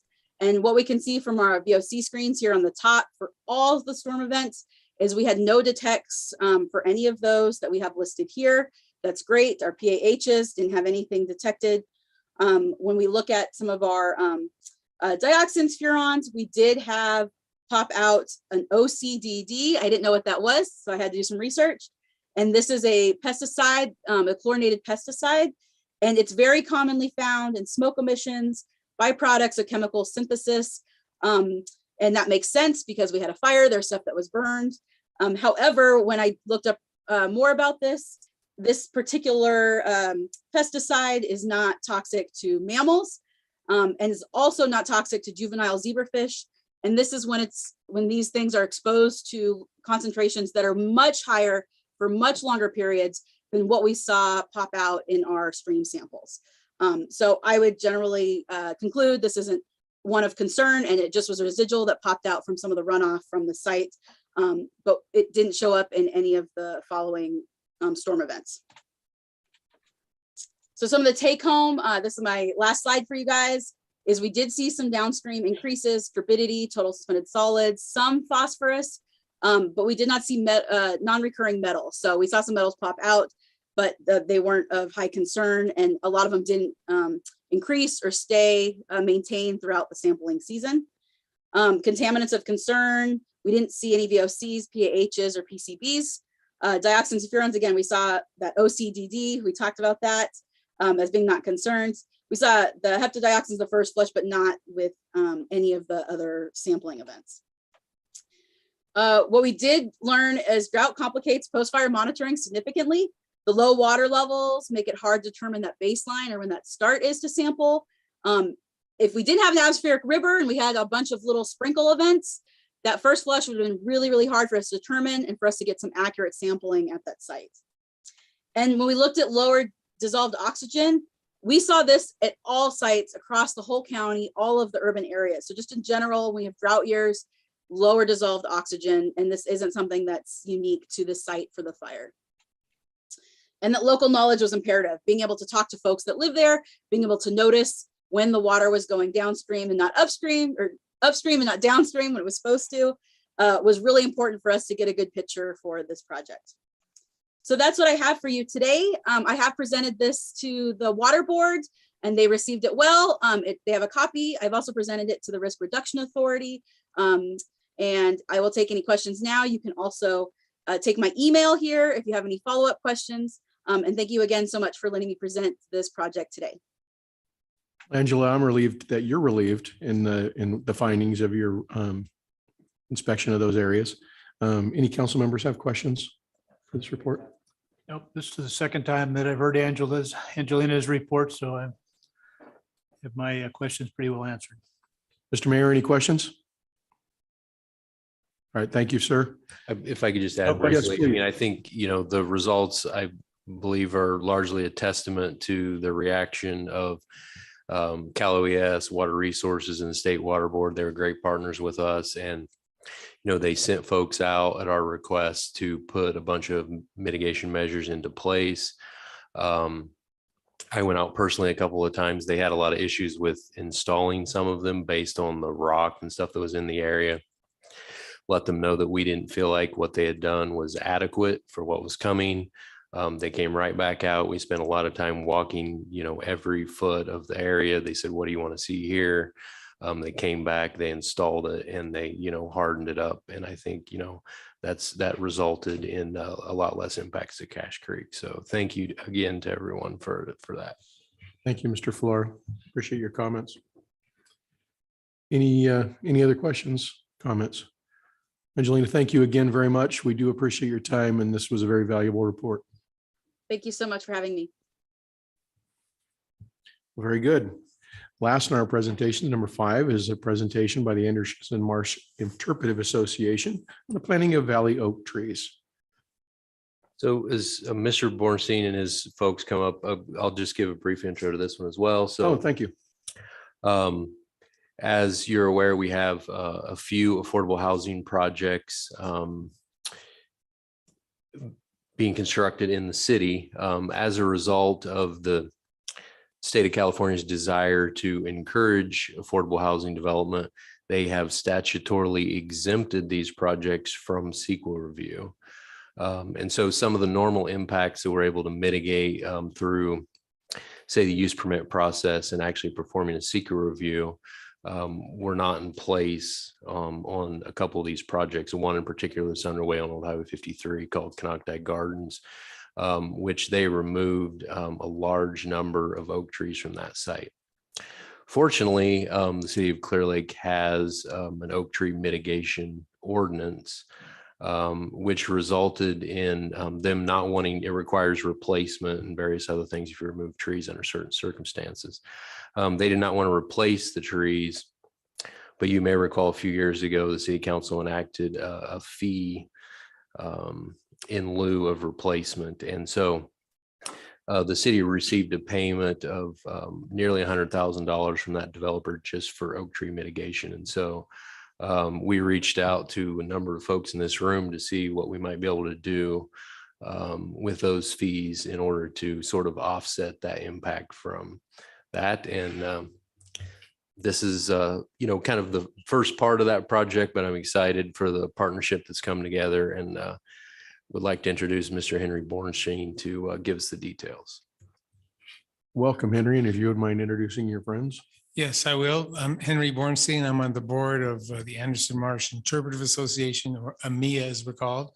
This is Roberta Lyons, our president. And this gentleman is Ryan Martin, who's the Natural Resources Manager for the Northern Buttes District of California State Parks, which is the district that has supervision over the Lake County State Parks. I'd like to do is, the reason AMIA is involved, what we are offering here is that because of our special contract with the state of California as a cooperating association to provide funding and other projects for the park, for Anderson Marsh State Historic Park, we're able to easily set up a vehicle for getting funds from the city to us, and then we donate it into a fund that we've set up to the state. So it eliminates a lot of the paperwork involved in from a government to government transfers regular. So it makes things go a lot easier. So we entered into an MOU with the city, which states the budget and what we're going to do, which will be explained by Ryan later.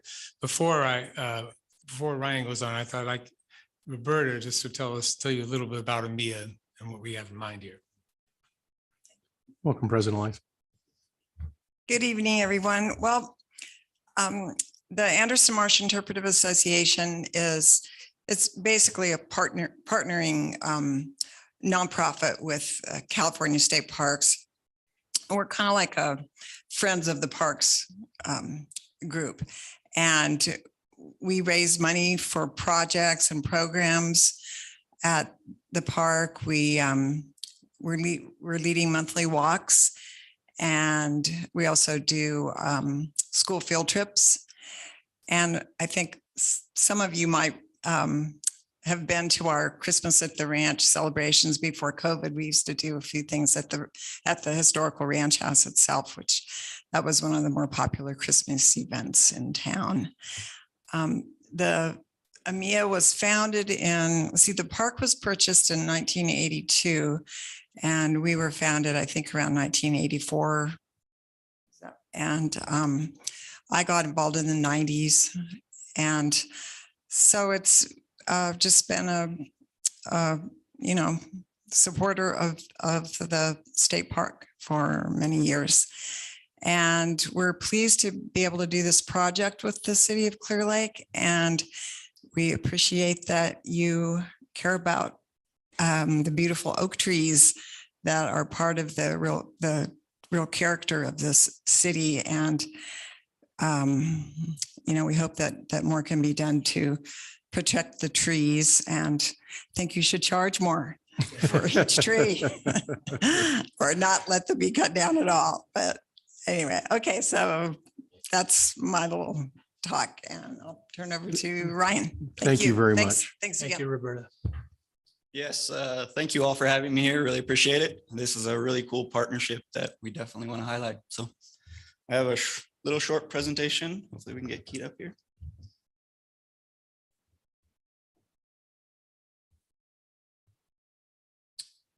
All right, so you can go to the next slide. So this is just kind of a, overview map of the marsh. So we have several kind of areas within Anderson Marsh. So the North Flat area is up on the north of this map. We got kind of the main ranch house down there in the lower right of this image. And then we also have actually part of the State Historic Park is a natural preserve as well, kind of preserves that marsh habitat, which is somewhat unique here around the lake. Next slide. Here's just aerial, kind of recent aerial imagery showing some of the trails. So for folks that haven't been out on the trails, I definitely encourage it. Great spot to get out. I was out there all morning, kind of hiking around, checking stuff out. So great excuse to be in Lake County. It was a really nice morning. Next one. So total for the park is about 1,350 acres, and our habitats include, we got some riparian, the marsh, as I mentioned, oak woodland, and the grassland habitats. Next. So as kind of what we've talked about is the proposal that we put forth is to plant 100 Valley Oak seedlings. The goal is to plant them in kind of 3 of the areas. So right around the grassland, around the historic ranch house, and then also up at North Flat. And then we have a tiny little sliver along Siegler Canyon Creek. And so I'll get into that in a little bit of detail, but also wanted to share, this is the photo of my ACE team right here. My A team here is part of my crew that will be likely doing the work. And this is actually a 27-acre site that we did over on the Sacramento River. Next. So thankfully, when I started, Henry approached me about this. I went back through some of the data that we had, and we found had been some previous kind of soil or investigation into the soils. This map here in that green kind of depicts where the soils are suitable for oak plantings. So these are the kind of areas that we targeted. So we can go ahead and go to the next slide. So we also have a GIS specialist on our staff, which is a really new and unique opportunity. So I actually had her put this together for me on Tuesday morning, which kind of threw it together for us. But this is an overview map, just kind of detailing where we plan to plant the oaks. We'll go into look, but we can zoom in on each of these areas. But as you can see on the kind of upper portion of the map, that's the North Flat area. We've got in the green, that's all around kind of the main ranch house. And then it's kind of tough to see, but on the lower right, there's the little sliver of Siegler Canyon Creek. Next slide. So this is just zooming in, looking a little bit at that central kind of the main ranch house. So as I mentioned, our goal is 100 seedlings. We're targeting about 60 within this habitat here. Next. So here's a look at the North Flat. So for this one, we're going to target about 30 oak seedlings to be planted in that area. And then our final one is the Siegler Canyon Creek. So this is just a tiny little sliver that's on the east side of actually 53. Doesn't get a lot of use. I think there's a small little pool out there, but we also have plans to put about 10 little seedlings into that area. All right, next. So timeline, what we're looking at for this would be, if you go ahead and click a couple of them, it'll populate there. So we're looking at fall of 2022. So we'll get in there, and our goal is to prepare the sites, kind of knock down some of the invasive species that are in the area. We'll purchase the supplies, do some prep as far as building cages and mulch. And then we have a local native nursery that we purchase a lot of our supplies from. We may also grow some in-house because we do have some oaks that we grow in-house. And then the goal is, let's hope we get an early rain and we can get them in the ground early in the fall. We all hope for that. Yeah, we can all hope for that, right? And then winter, spring, we'll, check the plants, weed around them as needed. And that's something that, Parks has agreed to kind of take on. And then also as part of the project proposal, we put in to purchase a kind of a skid mount water tank with a hose that will be left at the ranch for this project and future projects. And then kind of another really, of course, being state parks, we definitely want to push and working with EMEA on some educational panels. So at the end, once the oaks have kind of become established, we'd install 2 panels, one at the North Flat, kind of at the trailhead there, and then one at the main ranch house. And these are just some kind of examples I pulled up that we have of some different stuff. Go ahead, sorry, thank you. And then kind of looking ahead, 2023, 24, that's when EMEA would kind of step up and continue that kind of ongoing weed maintenance. Generally for restorations, you want to have, at least a year or 2 of, giving them a little bit of water and maintaining around them. And then, you know, we'd have the equipment there on site that AMIA could use as well.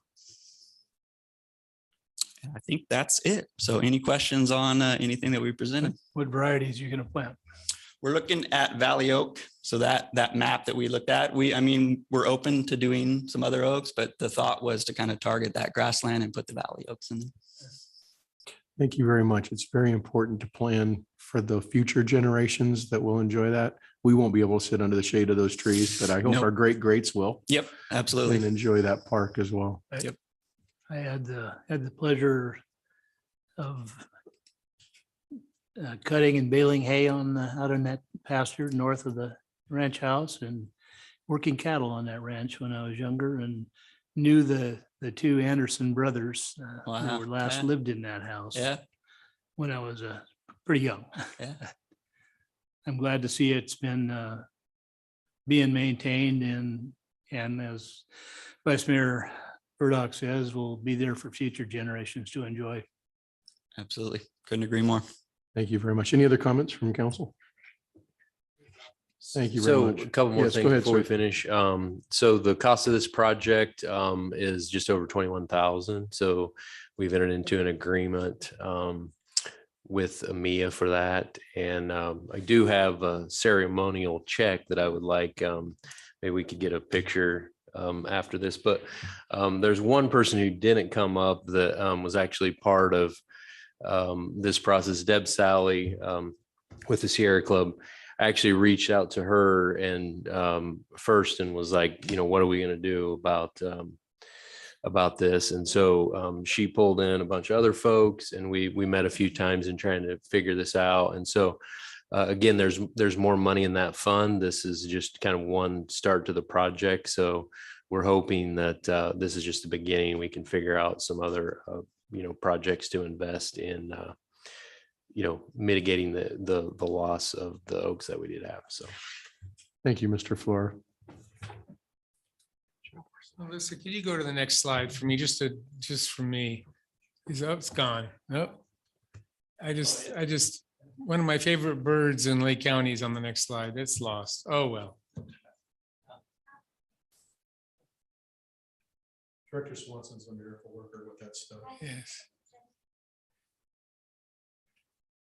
Let's do a photo op while she's pulling it up. Oh, there it is. The cinnamon teal, one of my favorite birds in the county. There you go. Oh, this is the big chick. Crowd in here, everyone. All right, get in here, Debbie.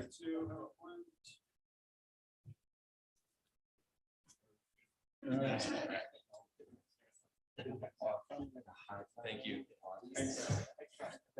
Yeah.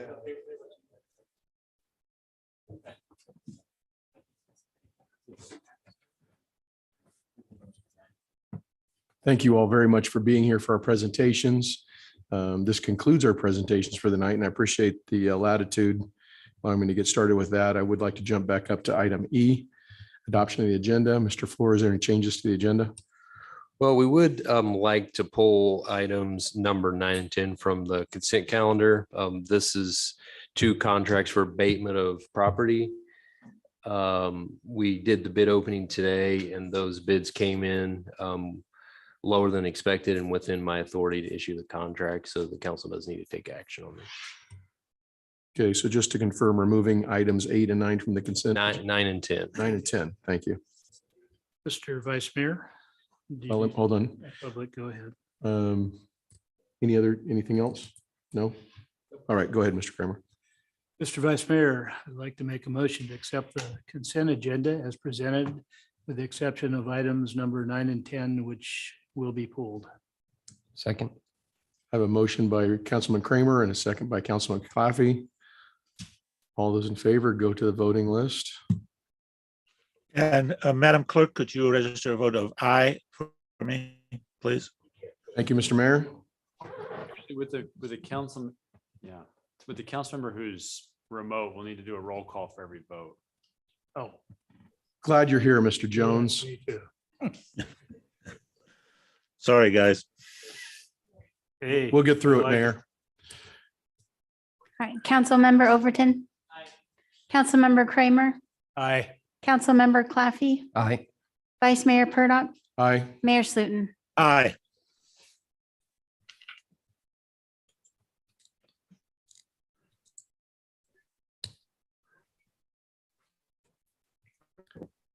Very good. Moving on to our next item, agenda item, item G, public comment. Public comment is a time for any member of the public to address the city council on any matter not on the agenda or a matter of the jurisdiction for the city. Now, the Brown Act, with limited exceptions, does not allow council or staff to discuss any items brought up during public comment. And the council cannot respond or take action on items brought forth under public comment.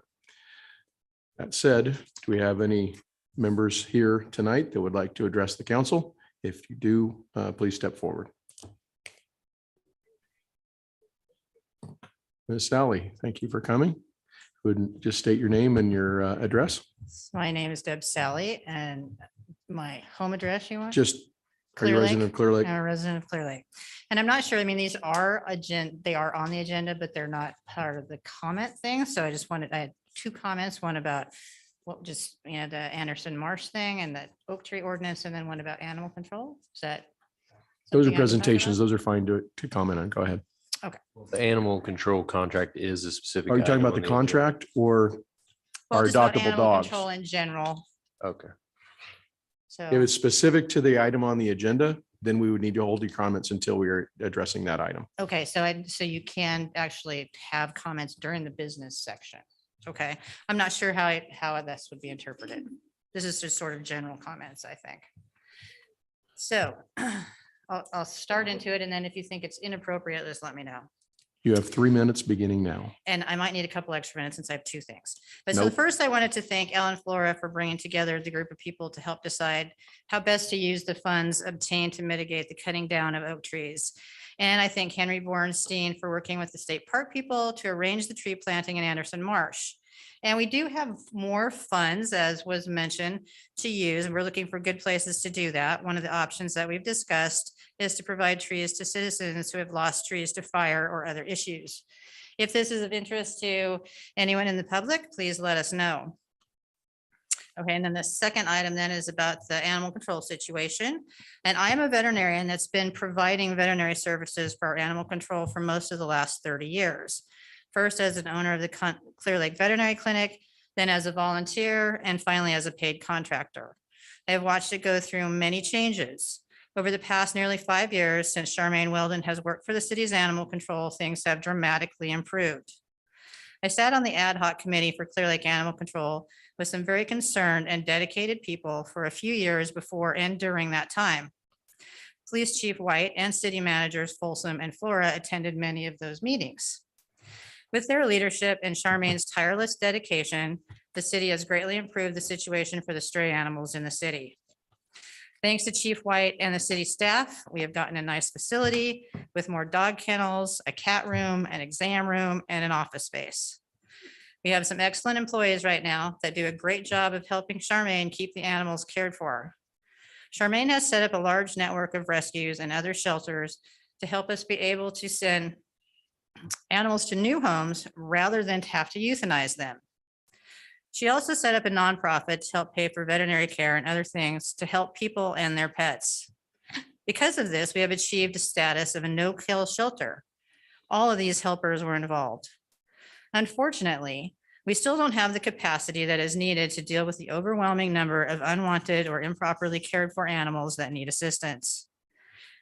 Having North Bay Animal Services take over the patrol functions for the city saved us during a time when the city was unable to employ its own animal control officers. There have been challenges with understanding everyone's role with these multiple entities involved, but overall, I think things have gone fairly well. There have always been more animals in need of sheltering than was possible. For a while during the COVID lockdown, things eased off a bit. Now the number of animals that have been housed at the shelter has exceeded what is healthy for the staff, volunteers, and animals. This problem is multifactorial. In my opinion, the biggest problem is that we have a large number of citizens who do not take responsibility for their pets, and more than that is in the case of most other jurisdictions. We have ordinances in place, but there aren't enough staff or the space in the shelter to enforce them. If people would and could afford to have their pets spayed, neutered, and vaccinated, and then of course, keep them from running loose. Can I go ahead? Go ahead. It would be a different scenario altogether. Thankfully, There have been efforts to assist with this by other organizations inside the county and out, such as the SPCA of Lake County, Jameson Animal Rescue Ranch, and several others. And former councilperson Phil Harris donated equipment to help the sheltered animals through his business, Performance Mechanics. The sad part is that the number of animals in need is not likely to change in the near future, which means there will continue to be too many to handle in a manner that approaches ideal. I don't believe that having North Bay Animal Services take over the entire operation is going to solve these problems, but I do believe it's the only good option the city has right now. I think it is important for the city staff and council members to have an active role in assuring that the citizenry and their pets are continuing to get the best possible service. I hope that there will be parameters set up for what the council sees as successes and that frequent monitoring will be a part of this contract. And a continued effort to educate and regulate the citizenry around animal care is essential. Having only one animal control officer for a city that receives the number of animal welfare and at-large calls that Clearlake receives is, in my opinion, inadequate. But then there would be even more animals that need to be housed if there were more officers. At some point in the future, I think the services and the number of kennels will need to be expanded. Another thing that I think needs to happen is for the shelter to hire a veterinarian that can dedicate more time and provide a broader range of care than I have been able to contribute. I know how difficult this can be. I hope that in the meantime, the local veterinary clinics can provide the necessary services. Thank you to all of you who have put time, energy, and funds into helping the pets in Clearlake, and I hope to be able to continue to be of help in some capacity at making this a successful endeavor. Dr. Sally, thank you for those comments. We appreciate them. Is there anyone else wanting to address the council during public comment? If there is, please step up, state your name. My name is Ronnie Galen, and Up to the microphone, please.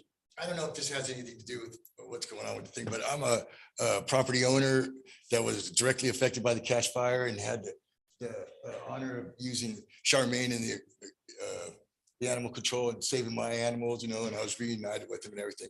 But I bored them up in an area that was affected by the cash fire. And with all this going on, they're trying to tell me I can't be up there, you know, with it. I've been an advocate for the cleanup since the day of the fire, every day since then. I've been up there being a part of everything that's going on. And it sounds like what you guys got going on is wonderful, but there's not much going on. You know, we keep getting, as being somebody willing to take on the task of taking care of their own property and taking care of their own stuff.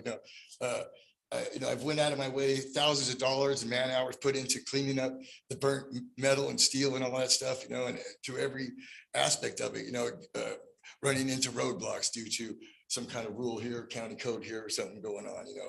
And I'm under the impression now that they're going to have road closures up there, and I'm not going to be allowed to go continue to board my dogs there, you know, and stuff like that due to what's going on with it, you know. I don't know. So I guess what I'm trying to say is I'm here to find out what I can do to be an active part, you know, in what's going on there, since I am a property owner there. And that's just kind of where I'm at with that. I'd recommend that you direct your attention to city staff and asking those questions of city staff. Yeah, it's kind of like everybody's kind of puts it off to the next person. You know, I've been here for 10 years. I've had this property all this time. I've been using it up there all, you know, and you know, I don't break the law. I'm not part of the garbage problem. You know, in fact, I cleaned it up big time. You know, I board dogs. You know, I could help out with the problem that animal control is having. You know, I'm more than willing. I've done mass cleanup. You know, 100 dump runs. You got rid of burnt cars. You know, all that kind of stuff up there. And I'm just trying to see, there's money being allocated for these kind of things. You know, I was wondering how I could jump on that bandwagon, you know, since I've been, you know, I mean, seriously, you know, I don't live there. We have a place. I live at Kingfisher Mobile Home Park right there on 53, you know, but we have to go up there every day, twice a day to feed the dogs, you know, water the dogs and do all that kind of stuff. And there's a lot of activity going on up there. And I just don't, you know, it doesn't make sense to buy a piece of property and not be able to use it, you know. Thank you for your comments. I might direct your attention if you might want to speak with Lieutenant Snyder, since he is overseeing our animal care and control. Thank you very much, sir. Anyone else wanting to address the council under public comment? And again, we can't speak of anything on the agenda. If you have comments about anything on the agenda, I'd have you hold it till then. Yes, sir. Well, my name is David Farrell. Welcome. I live in Laytonville, California, and I'm an absentee landowner. I own 2 parcels within the area you're talking about closing off. That is the. Is that an agenda? Fifth Avenue? Is that- Yeah, it's the next, it's the public hearing. Right. Next item on the agenda, item number 18. So. So when we get to that item, sir, Oh, you we'd haven't let, got to the item yet. we haven't gotten to the item yet. We're just dealing with public comment on anything not on our agenda. This is on our agenda. Yeah, and this is on our agenda. So we Okay. will talk with you then. All right, thank you. Thank you, sir. Director Swanson, is there anyone in Zoom wanting to speak at this time? There are no hands raised within the Zoom, Vice Mayor Purdock. Thank you, Director.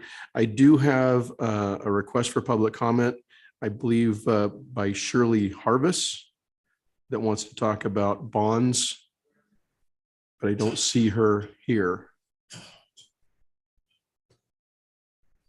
So we'll pass that. I believe that was a submission from a Mr. Smiley Harris. Oh, I apologize. I had a hard time reading that. Is Mr. Harris here? I don't see Mr. Harris. Haven't seen him in a long time. Thank you very much. Moving along to the consent agenda. Any member of the council like to? I apologize.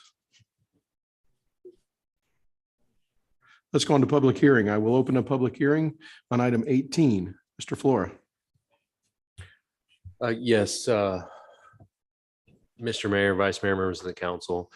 So this item, consider a resolution approving an 18-month road closure of multiple roads in the area of the cache fire. So you're familiar with this process because we instituted it in the Gobi area by Pomo School a couple of years ago. And it was proven to be somewhat effective in deterring illegal activity, including illegal dumping. And while, you know,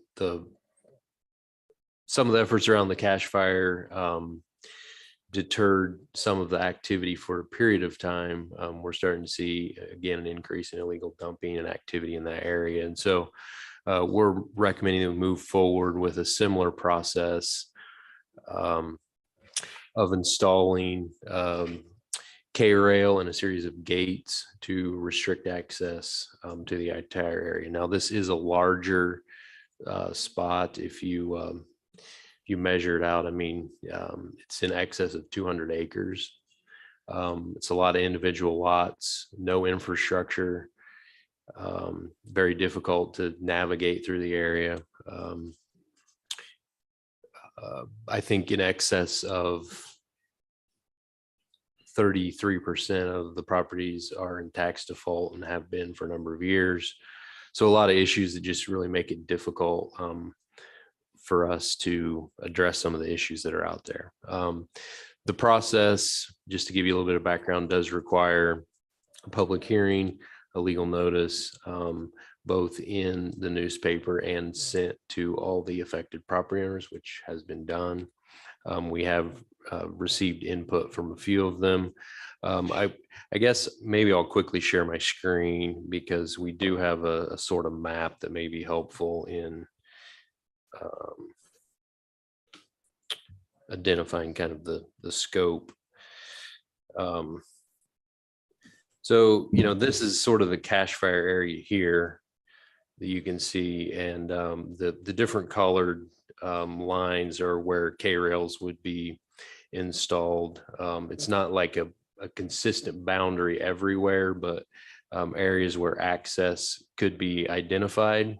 And then the little pin marks you see are where gates would be located. Of course, we have to provide access to fire. Now, really, there's only one property owner behind this area that actually has a residence, a legal residence that lives there. Those property owners are in attendance. And we have met with them. Obviously, they were a little bit concerned when they got the notice about, am I going to be able to access my house? And so we went over the plan with them, and I believe their concerns have been satisfied. So with that, that's kind of the overview. If the council is ready to move forward with this process, we would identify K-rail. We do have some left over from the Gobi project that can be relocated. So we can do that. We would purchase gates and begin the efforts to restrict access to this area. And then, of course, this is kind of only one piece of the process. Hopefully it would keep the illegal activity from getting worse, restrict the illegal dumping and that type of thing. There would need to be some cleanup efforts undertaken over time. Of course, the city does undertake some cleanup efforts, but of course it's ultimately the responsibility of the property owner to clean up their own property, even if someone dumps illegally on it.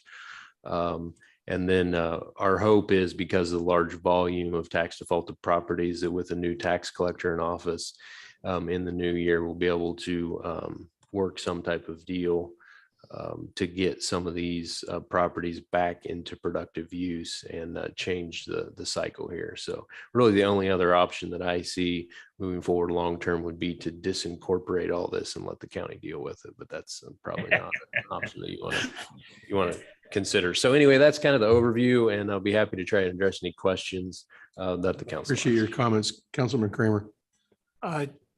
Yeah, just one question. Would vegetation removal be part of that cleanup in any of the areas where there is? It could be, you know, a lot of the vegetation was removed last August from a large part of the area. Of course, there are certainly some areas that could use some additional vegetation removal. You know, we've been working pretty closely with CAL FIRE on some other properties, and we'd certainly be willing to approach the idea with them and see if they can help us with some additional efforts here. Thank you very much. Just a comment before I open it up to the public. This is a very sensitive issue on both sides.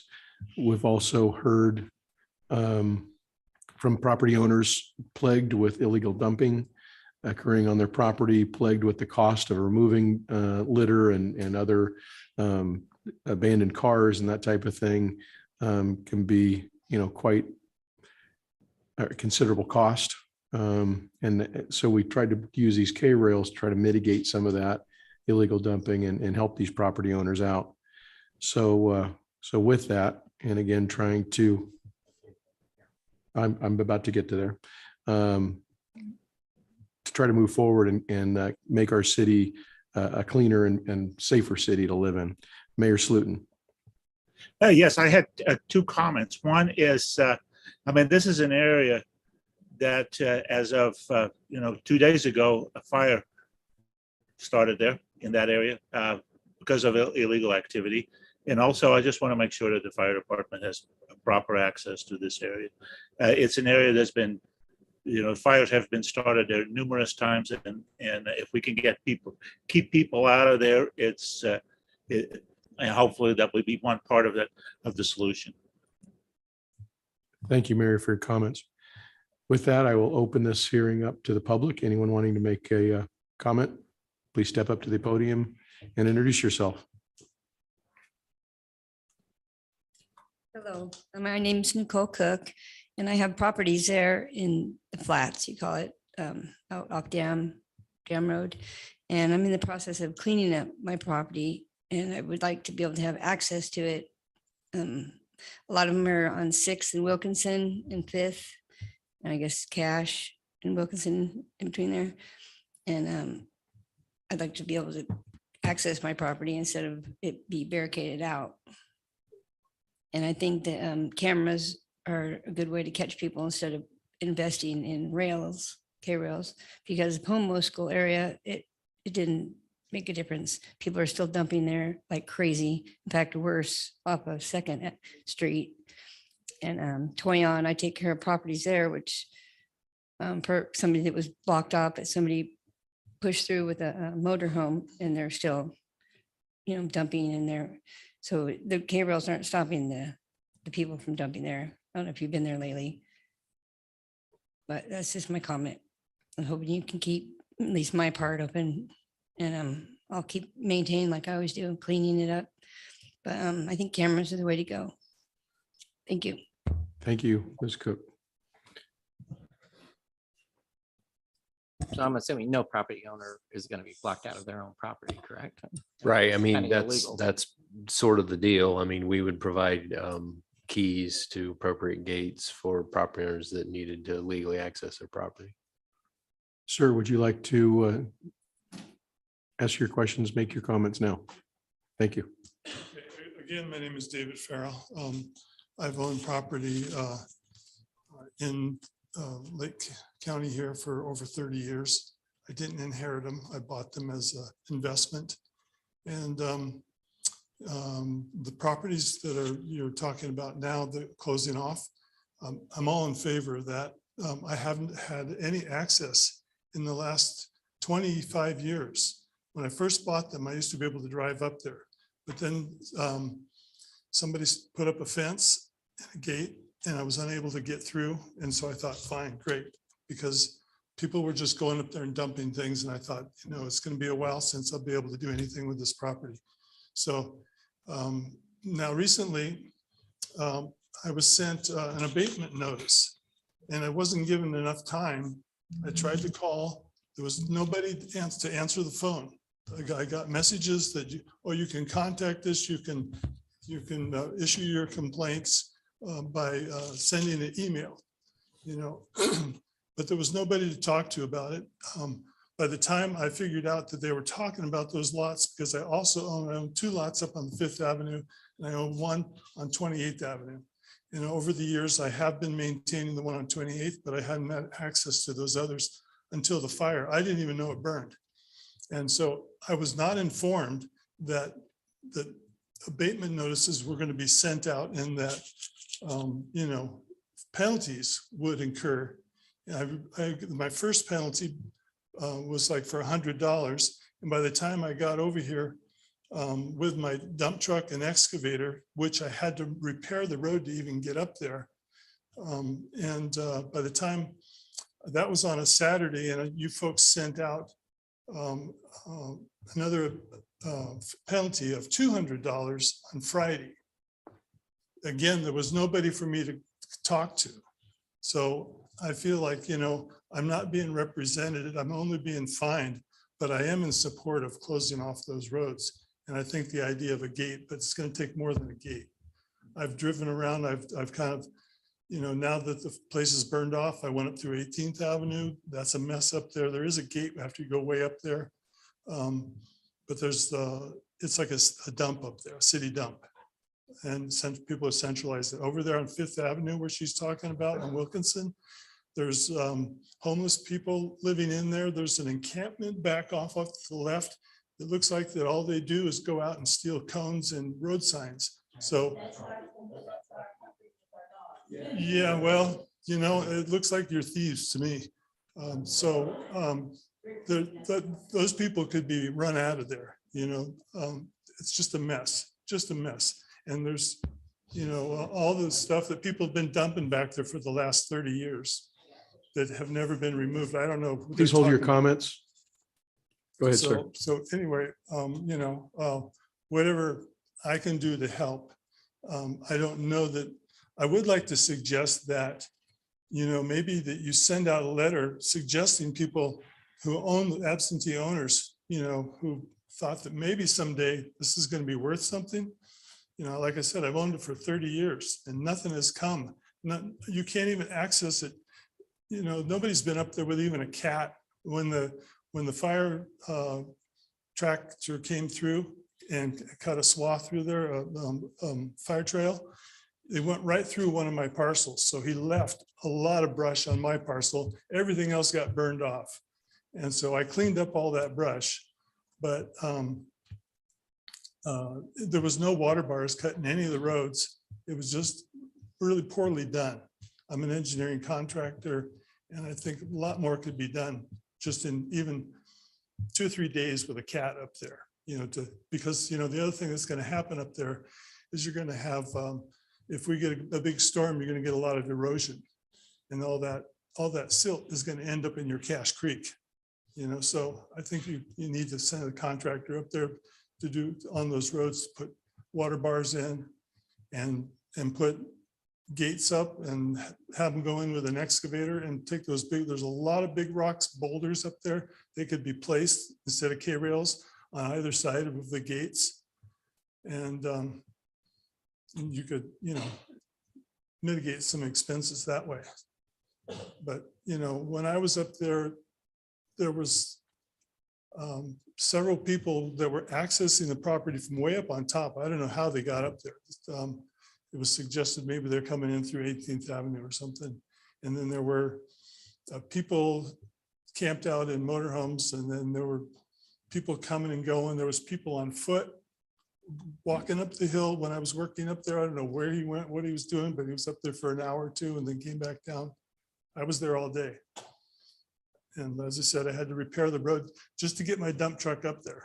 I had to repair the road. I brought a load of rock in, and I put rock on that road. So whoever your abatement officer is, I don't know how he was accessed, and it must have been with a drone, because it's that property is not that accessible. Anyway, I would like some comment on that, what you might be able to do to move forward with all that. And the other thing is if you could send out a letter to all these absentee owners. I mean, there's hundreds of lots up there, and those people don't even know what they have probably. If they were offered some kind of a value that you could assess the properties at, and then they could write those properties off and donate them to the city, then you could forward those properties to a developer or somebody who would just buy up the whole lot, and then it would be worth doing something. But 100 by 50-foot lot, out in the middle of nowhere with no access is, just nobody's going to do anything. So it's just going to be a problem going on and on and on. And the only way you're going to alleviate that problem is to do something. Yeah, I know you're tired of me. Thanks. Thank you for your comments.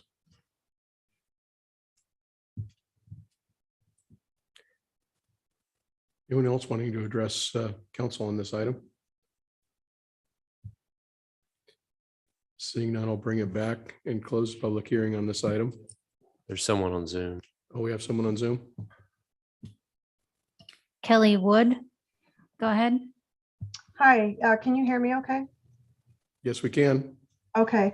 I really just had a couple of questions that I don't know if they'll be addressed. My family has owned lots in that area since the 1980s with the intent to retire there at some point when they bought it.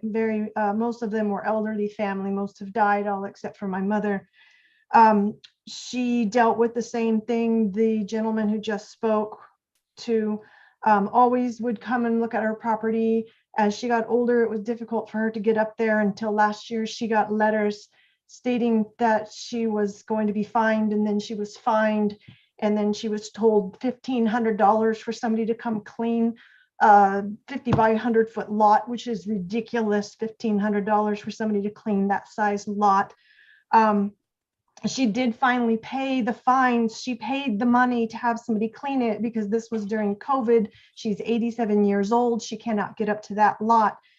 We suggested that she try to sell the lot, but the realtors basically told us not going to happen. You'd be lucky to get $2,000 for it, and we want $1,500 in commission. So she tried to give the lot to the town. She tried calling them. They said you need to put a quick claim in, and it needs to go through council. She tried to get information on how to do that. Nobody called her back. She has her property in an estate. She called her lawyer. Her lawyer tried to contact the town to develop a quick claim form for her to give the property to the town. Nobody called him back. She is paying money for a lawyer to contact somebody, and nobody in that town is calling that lawyer back.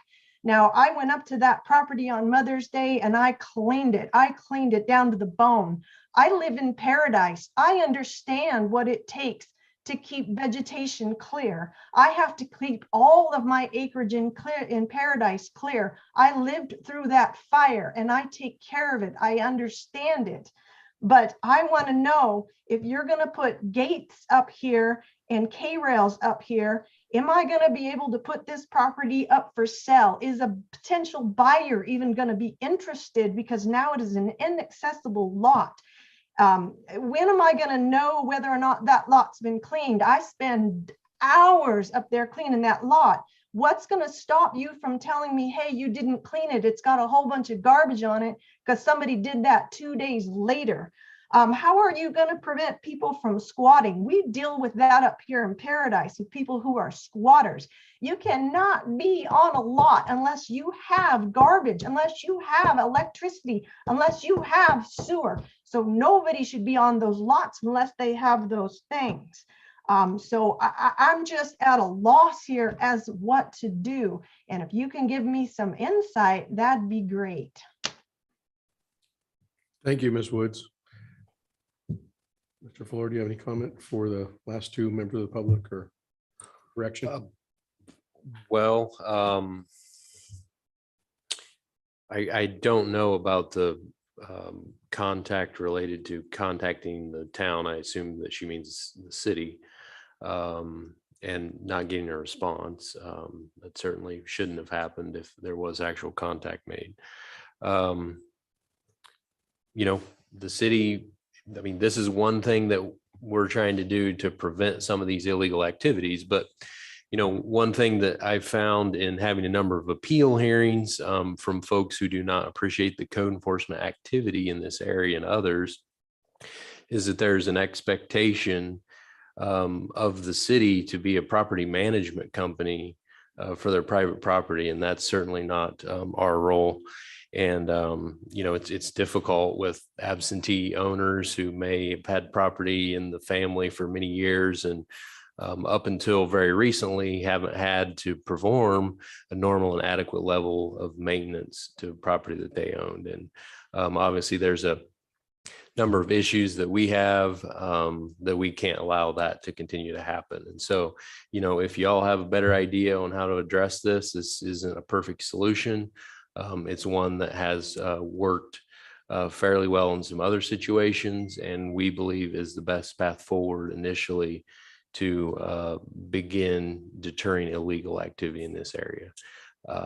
You know, there was some comments earlier about going in and putting in water bars and a number of things. You know, it just, at least in my opinion, makes no sense to expend that level of resources on an area with no infrastructure, where it's almost impossible to develop a lot. And, you know, I know that's not a great situation if you own one of those lots up there. This was a situation that was created many decades ago. And it's unfortunate that we haven't figured out a solution to try and deal with it. I mean, we certainly have some ideas over the long term on how we can break this cycle. But again, you know, we're not a property management company, but we are going to have to step in and do some things. You know, the idea about the tax defaulted properties, that's one avenue for us to be able to jump in, possibly acquire some properties directly from the county, merge them together into larger lots that may actually be developable. And as we see an increase in legal activity in the area, it's going to deter a lot of these problems. But again, I mean, this is a section of the city that never should have been subdivided in the 1920s or 30s. And here we have it as a problem within our city. So again, I could bring up the idea of disincorporating it and letting Supervisor Sabatier figure out some creative solutions. Yes, Councilman McLaughlin. City manager, you mentioned that if a property owner does need access, they can go through the city to acquire access. Can you just talk through that process a bit? And has that been utilized in the past over in the Gobi Desert? Well, I'm assuming that it has happened through code enforcement. I'm not directly involved in that, but I would assume we would use the same process here. And Chief White's shaking his head, and he may want to, I think he has some other comments he would like to add on anyway. So yeah, I mean, we would have to have some process of determining that you actually have property in the area or have authorization from the property owner to go clean it up or whatever it is that you want to do. But certainly our goal isn't to keep legal property owners from accessing and maintaining their property. Thank you. Does anyone want to address? Thank you, Councilman Kramer. Address the issue of remedies as far as citations. That issue came up, and I don't believe any answer was given on that. Chief White. So I looked at, I believe, both properties. I didn't see any notes on the ones with calling. That's not acceptable. Lieutenant Snyder's here. We've had several conversations about making sure that that gets addressed. I believe one of the issues is the message machine is extraordinarily long. The background on why that message is so long is because I believe the city, well-intentioned but not effective, code enforcement has served as a property manager for many people in this city, and it's at the expense of all the other taxpayers within the community. I did look at the second commenter with the property, and this is sort of endemic of the problem that we deal with out there. So they had a case a year ago, they received notices, there's smashed up cars, all kinds of stuff. A year later, we're back out there yet again. There was the notices sent out. There was communication in the notes going back and forth. I don't see a quick glance anything about turning over the property to the city. Yet another well-intentioned but misguided thing. I think that the decision for the city to repeatedly, somebody makes an investment. Sometimes your investments work out good, sometimes they're not. I was shocked to find out here with the extent of code enforcement issues that we have, that when you have the really, really bad properties or the bad investment properties, that the answer was turn it over to the city. This last year, I believe we spent somewhere over $100,000 of taxpayer money to go and clean properties that were turned over to the city. That is part of the problem that we have. And I think this idea of what is the city going to do to make a bad investment somehow profitable and everything else, I'd redirect that to everybody else in the community to ask them, why is it their responsibility to do that? The second thing is, at what expense do we continue to allow this to go on? And I think if you talk to the people that fled from the cash fire, that they would have a very different opinion. Unfortunately, they're not represented here. I appreciate the gentleman that spoke and the second person about sort of trying to take their piece to take it on, but clearly it's a huge problem out there. I would say with respect to what's being proposed is a temporary closure. The city does have the opportunity, and I think that the next step would be looking is just to completely abandon the road network out there and declare it's no longer needed for travel. They're just paper parcels that are out there essentially. So it's a complex issue. I responded out to the fire last night, and I was talking with the two incident commanders from fire, and they mentioned, the K-rails, they're a blessing and a curse. They do impair access to things, but they also talk about the positive impact that they've had. So I just want to offer, we can certainly look in on a individual basis if there's calls not being returned. We are addressing the phone message issue. And with respect to turning over the property, I think the message that needs to come, unless of course council wants to change that, is the idea of turning over your bad investment to the city is not something that I'm going to recommend, or code enforcement, or to otherwise help individuals do that. It makes no sense at all. Thank you. Chief, thank you for your counsel and your comments. Is there a person or a number that we might be able to provide to the public that could get a response? Yes, ask Lieutenant Snyder to make contact with the gentleman back there so we can get his information. We'll look and see the number. It looks like on the other case, they've had contact with code enforcement on all the notices. The number is at the notice if they need to contact code enforcement, but to call us 707-994-8251, and then they can be connected with code enforcement. Thank you, Chief. Any other member of the public wanting to speak on this item regarding the closure of multiple dirt roads in the area of the cache fire? Seeing none, I'll bring it back to council. Okay. Somebody's collected those taxes. If you're going to speak, you need to come to the You need to be at the microphone. mic, sir. That way everyone can hear. The only thing that you haven't, again, I'm David Farrell. Thank you. I just want to remind you that we're all paying taxes on those parcels. So you are collecting money. Yeah, Well, the other, I have 30 years I've been paying my taxes. And thank you for And I that. paid the abatement fees. And I And so- appreciate you being a responsible property owner. As the chief mentioned, we've got many out there that are not. Yeah.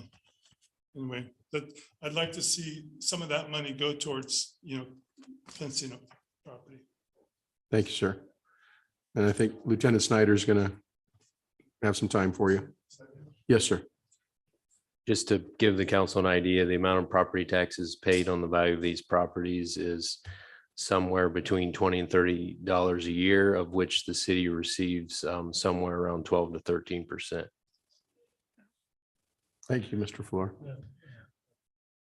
Unfortunately, that gentleman walked out the door before you said that.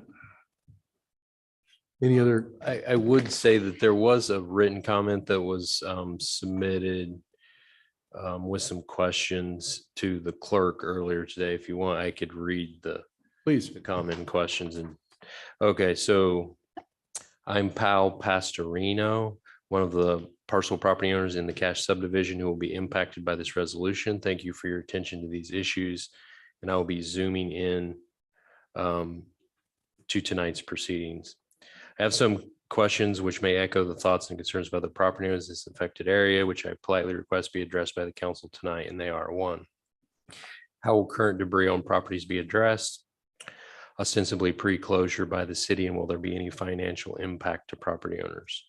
I think we kind of talked about this earlier, but current debris on property is the responsibility of the property owners for cleanup. What will be the extent of the access for property owners during this closure period, i.e. vehicle, ADV, foot only, supervised, unsupervised, hours access when access is allowed?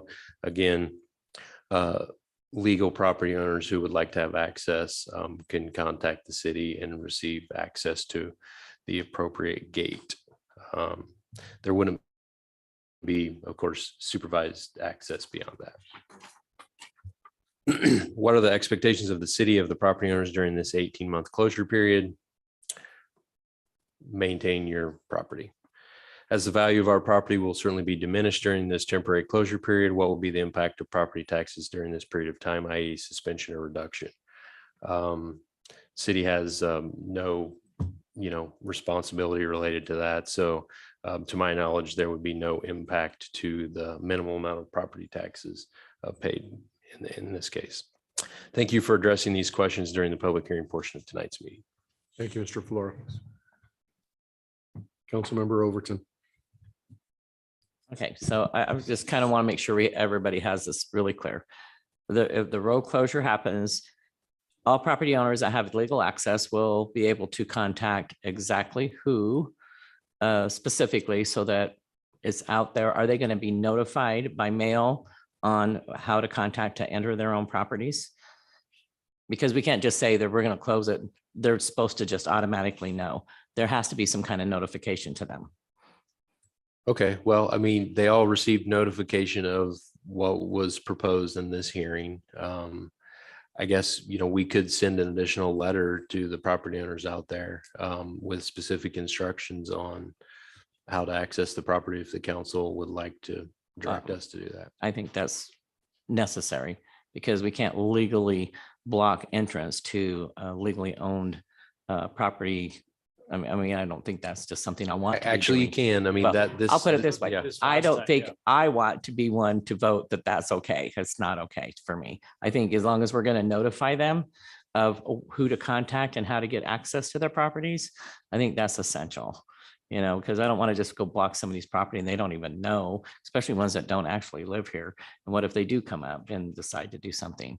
I think we need to notify them. Well, I want to clarify that they have been notified consistent with state law, and there's a specific provision for this type of thing to block access for illegal dumping and illegal activity. And I would like them to be notified if we go through with this, that how to contact somebody to get access to their property. And again, if it's the direction of the council, we can send additional If that's the notification. direction of the council. Thank you, Councilmember Overton. Councilmember Kramer. May I suggest that put some signs on the gates for access for legal owners, contact this number. Wouldn't that help with that, that issue?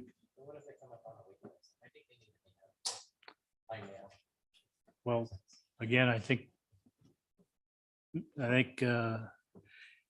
city manager Flora said they have been and will be notified, but the sign on the gate will at least give somebody, if they missed that, they'd have a number to call. I think I'm fine with both of that. I'm fine with the sign being put up, but but I'm also fine that if we go through with this, that they're notified that their road is going to be closed.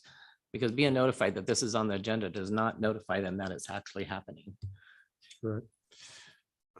Any other comments by council? Mayor Slutin, any comments? I think at least we need to put a sign on the gate, and that has to be a number that's every day accessible to be able to get into your property.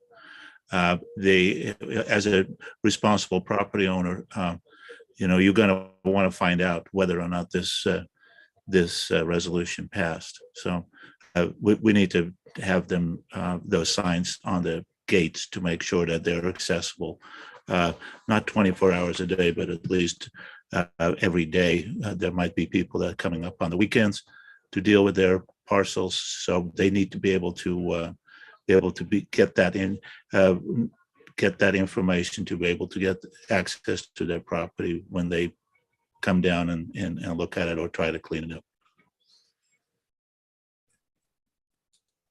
Thank you, Mr. Mayor. Yeah, Chief White wants to. Chief. As you're deliberating on what to do, I just want to comment from a staff perspective. The police department would not be able to accommodate that, nor code enforcement to guarantee that on a daily basis that we could do that. So if the consensus of council was to do that, we are unable to deliver that service without cutting another service to the rest of the community. Well, then, excuse me, but then a letter needs to be sent to them, because at least a letter needs to be sent in if you're not able to, because I assume if these are out-of-town property owners that they want to do this during the weekend, and all of a sudden they show up and they can get there. So, but at least with a letter to them, then they're notified how to be able to get into their property. Mr. Mayor, that would be determined by the action taken by council tonight. Is that what your direction or your comment? Yeah, it's similar as to what Councilwoman Overton is suggesting, a letter. Thank you, Mr. Mayor. Councilmember Overton. Oh, just fine. So I have a piece of property there. I find out, I've decided I want to come and I want to take care of this property. We're going to have a gate there. It's going to have a key on it. Am I correct? Yeah. Okay. So then when they need to be notified so that they know where to come and pick up a key, so they'll have a key to get in and out of their property. Is that correct? Well, I mean, if you're recommending Property that we owner send has them a right letter. to a key to that gate, correct? Yeah. Okay. So So it's not my understanding that we're handing out keys, how are they going to get access on a regular basis? because we'd have to provide access. I think here's the challenge from the police department. We are in this predicament because the property owners as a whole out there don't take care of it. We lost an entire mobile home park because people don't take care of the properties up there. Yes, there are some isolated cases of people taking care of it. I understand the direction and the concerns about noticing and coming tonight, but I think we have two people that showed up, plus the other comments that came through. That's the level of interest of individuals maintaining it. Now, certainly somebody may not have gotten it. They may be out of town, that sort of thing. But we just really have to understand, and I don't know how to relate to you, that from the staff perspective, this takes an inordinate amount of time. The discussion about money, the rest of the city subsidizes taking care of these particular areas. How we've handled it in the Gobi Desert area was that an individual would call in and say, hey, I'm going to be coming up on the weekend to take care of it. We'd work it out on sort of a case-by-case basis. I wouldn't if we're going to hand out a key, I would say, let's just leave it open, because the problem is then one person gets a hold of that thing and the next thing you know, it's just open and it's left there. So I certainly understand the idea of making sure that individuals on property can take care of it. I just would tell you from the practical perspective, as you deliberate on it, that's not what we experience. It's 95+% individuals that don't take care of anything. But if we create these processes, we will be pulling other resources for the reality that only a few people will follow through. So case by case basis, yes, we can handle it. They contact us, say, hey, I want to do this. If there's somebody that's truly coming up every single day or something to do it, we can have the conversation. But I would also caution too that there is case law which talks about you cannot have selective access to roads for certain individuals. That's established in law. In case law interpretation of state law. So you can't have a selective public roadway for individuals. And I think that's what we would run afoul of if we start to hand out keys to say, well, you can go through because you're a property owner. So if somebody wants to access, say, these people who are wanting to go up there, they are going to contact who? And who's going to go out there and let them in? We have to pull a resource. In the Gobi Desert area, we've been pulling code enforcement to be able to accomplish that. I just can't guarantee that 5 days a week they'll be available to go out and do that task to let them in. It's a scheduling thing, chief. What's that? To be scheduling? You'll be scheduled through code. Yeah, enforcement? typically they would call and say, hey, I'm going to come up and take care of it because it's not usually a frequent access. At least the Gobi Desert, that wasn't the case. They'd get an abatement notice from code enforcement. They'd contact, say, I'm coming up on this date or my contractor is. We'd kind of work with them and make it mesh in with the schedule. Thank you, Chief. Councilman Kramer. Chief, in the Gobi, how often did you have that happen? How often did people want to come in? Most people don't take care of their properties. So it's infrequent. The challenge is that if you say as a matter of policy, we're to have it, accessible 5 days a week and we will respond to everything, then that's where we run into issues. So they would be accessible in the same manner as a Gobi. Given this is a larger area, do you think it's going to be a substantially more, or because a lot of these properties haven't been accessible for 50 years because of the brush and stuff, that it probably won't be a lot of people? Give me some idea. Yeah, I don't think it's going to be substantially different than what we see the other. I think the whole reason why we're having the hearing is because they don't take care of it. So I'm not excited or thrilled about pulling resources to even be able to provide this, but I realize the concern that if somebody has a property, they want to take care of it. We want them to do that because it's one less property. So I think we could accomplish it if we address it in the same manner as what we did in the Gobi. And we would be clear with them. I mean, to Councilmember Overton's concern of what, who does a public contact? I get that. We can put that on our website. We could look internally. I don't want to commit to it, but we might be able to, if we send notices that particular area, to have like a line in there that says, what I was going to hey, this area is subject to closure. Therefore, please call this number, well in advance. I think there's some things that we could do with that. The mailing thing, I'm not opposed to doing it. I just think, just remember, it's cheap on an individual basis, but it costs a lot of money to send these things out on the totality. And then that pulls from something else. But I hear the concern about trying to address it. So as I was going to. I really wasn't quite. Well, I wasn't finished when you yet. started either, so. Go ahead, Councilman Kramer. City Attorney Jones, what's the legal what is the property owners, do they have legal right to get into their property? Do we have the legal obligation to let them into their property? We know we have the right under the vehicle code to restrict the access. So the fundamental ability to restrict it for this particular purpose because there's dumping can be done. I do think you have to have some reasonable access. I don't think it needs to be, certainly not on a 5 day a week basis, especially when in light of the resources that are required for that. So if it's something similar to what we have been doing at the Gobi, I think that would comply with the law.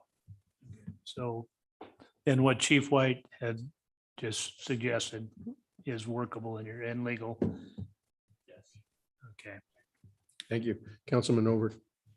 Okay, so what I'd like to see if we go through with this is, even if you just put say you send out a code enforcement on this particular property, I don't necessarily mean, but there can always just be a little slip that goes in there that says, this is a restricted area, please contact, correct?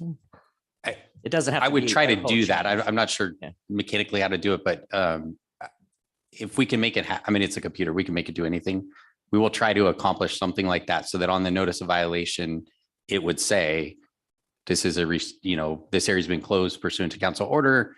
You need to call this number. That's what we would try to. Minimally, what I'm hearing is that it sounds like there's almost a consensus that we need to send out a follow-up thing if in fact you approve this, to say it's been closed and to provide, here's the single point of contact at the city if you need access, and go from there. Would that not be easier than having to change everything on the notice of violation?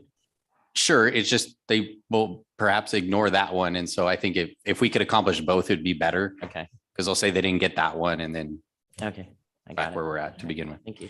Yeah, and I mean, if I could, I mean, just remind the council that there's one legal residence behind this restricted area. Property owners don't have the right to keep dogs up on the property with no primary use or without a residence, that type of thing. And so almost entirely the only time people go up there for legal purposes when they receive a notice of violation from code enforcement to clean up the public nuisance on their property. Thank you, Mr. Flora. Councilman Claffey. I don't think we necessarily have to follow up by mail, but I do want this clearly communicated on our website. I'd like us to standardize the process. This is at least, we now have multiple zones like this. We could potentially expand to more areas. So I think would like staff to come back with a very clear process on how owners can access these properties. And then finally, for the owners who did show up, thank you for caring. But this is a huge problem. For every one of you, there are another 50 that have properties that are in terrible condition, and the city needs to address this. And hopefully you can be part of the solution, but this is part of the solution. So we appreciate all the help you can get, but we do have to move forward on stuff like this. So thank you. Thank you. Mayor Slutin, you had your hand up for a moment. Yes, I just want to concur with Councilman Claffey, and I understand from Chief White the logistics of this. But we most likely, as Chief said, people want to start cleaning up when they get code enforcement. So maybe another part of the code enforcement letter says that your access is restricted. If you want to get in there, you need to call us and figure it out or something like that. That's it. Thank you. Thank you. And just as a point of order, the reference to the Gobi would be the Parkwood subdivision, also referred to as the streets. Any other comments? Do we have action? Everybody's. It's closed for public comment, sir. Thank you. Mr. Vice Mayor, I'd like to make a motion to approve resolution number 2022-39 and read by title only. A resolution of the City Council of the City of Clearlake authorizing the temporary closure of certain roads to reduce illegal dumping and to protect the environment and the public health and welfare. Second. I have a motion by Councilmember Kramer and a second by Councilmember Claffey.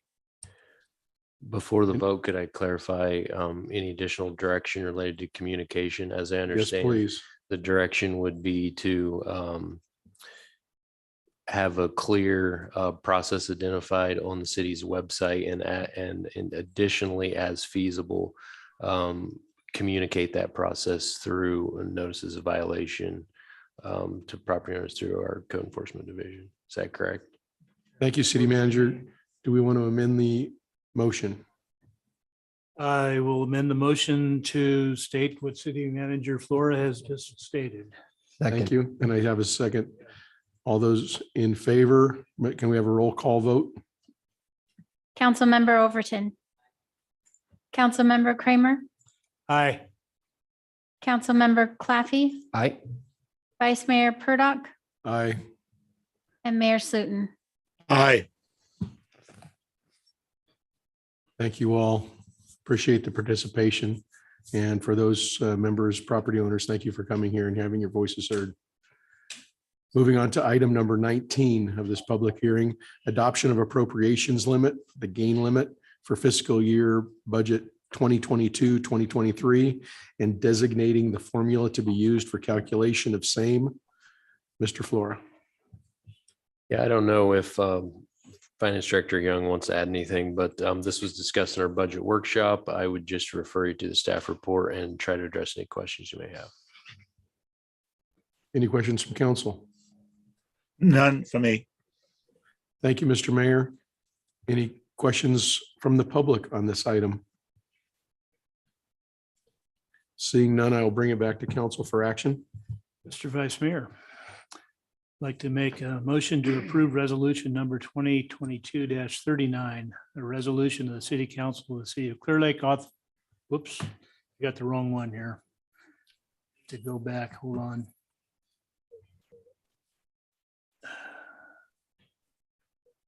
Where are we?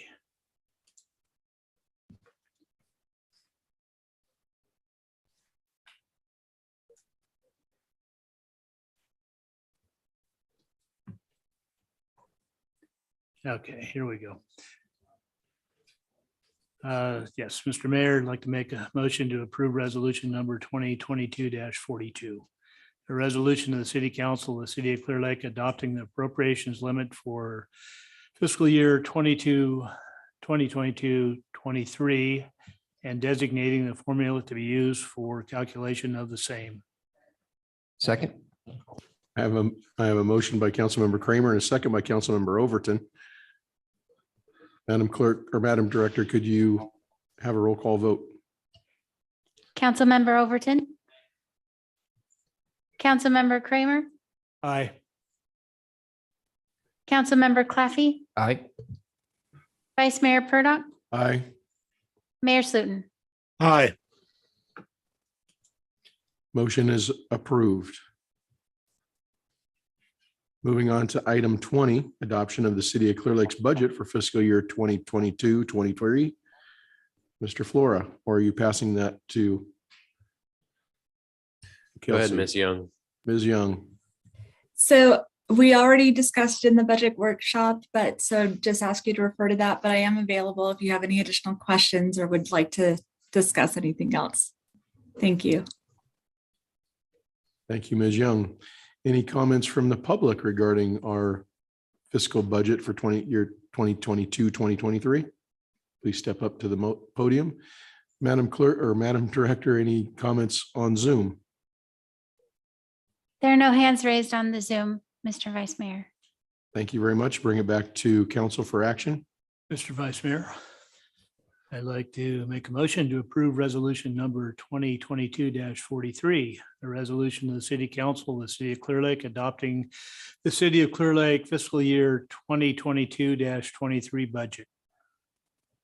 Second. I have a motion by Councilmember Kramer and a second by Councilmember Claffey. Madam Director, would you mind offering a roll call vote? Councilmember Overton. Councilmember Kramer. Aye. Councilmember Claffey. Aye. Vice Mayor Purdock. Aye. Mayor Slutin. Aye. Thank you all very much. We pass unanimously on that item. I could just make a quick follow-up comment, thanking Director Young, department heads and staff for doing an excellent job. This is the first time since I've been here when I haven't been very involved in the budget preparation, which has certainly been a pleasure for me. And it's Director Young's first time really in doing so on this level, and she did a great job, even with having to work from home a little more than she would like. So anyway, I just want to thank everyone for doing a great job. Yes, thank you to all. Moving on to item J, business. Closing the public hearings, we'd move on to number 20, item 21, consideration of a contract with North Bay Animal Services for animal care and control services here in the City of Clear Lake. And I see our representative is in the room. Chief White's going to give an overview. Thank you, Chief White.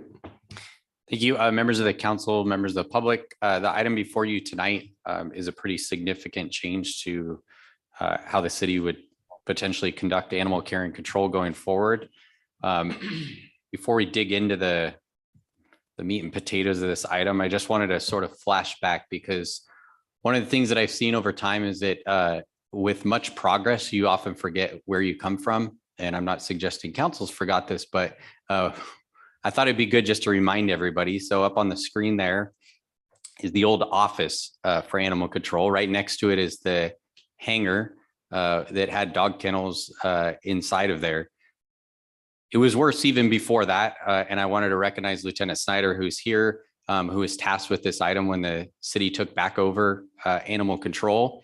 They did the best what they could with the funding that was available at the time and try to make things work, but we believe that we could do better. And so we started searching for options, and along the way, we ended up with this facility that's out there, which certainly it's not the Cadillac of animal care and control facilities, but it's nicer than what many other cities have, especially those with the limited means that we have. We have put a lot of effort into it.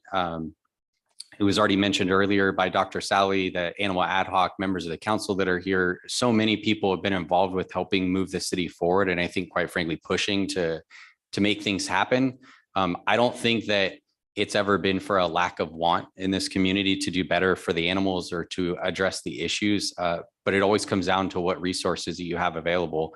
The police department over the last 5 years and particularly in the last 4 years has really tried to do the best that we could. We've worked with the city manager and outside funding sources to fund this project and to really make things better for our community and align with the strategic plan of the city is to, try to do things right and make it look appealing to the public and so forth.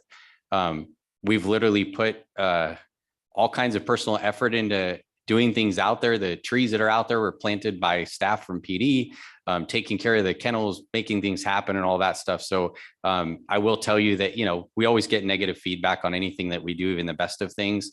But we had some feedback somewhat recently that said, when it comes to the police department running animal control, the animals will always lose. And I take that to heart because I don't think it's true. And I think it misrepresents the efforts that have been put into this and where we're at. That said, it's always hard to let go of something that you put a lot of effort into. And I know myself, all the staff, we've put a lot into where we're at. I have had the unique perspective that I oversaw an organization, a Joint Powers Authority that oversaw animal control, not the care portion, but the control for almost 300,000 people. I could tell you this challenge here for this city of almost 17,000 people has been way more significant of a challenge. The issues that we face here are somewhat unparalleled compared to other communities of similar size and with a whole lot less resources. So that brings us to where we're at tonight, which is to look at where do we go from here. I believe that the police department has done everything that we could possibly do within the resources that we've been given. But the next evolution forward is to see how can we deliver even better service, but also being mindful that it's likely a recession is coming. We have constrained resources, but there's also additional demands. In this case, as mentioned in the staff report, I'm not going to read everything in there because it's fairly detailed. But last year we started partnering with North Bay Animal Services. They provided contract services. They've continually jumped to assist us as we faced various challenges over the last year with providing contracted animal control officers, as well as kennel technicians.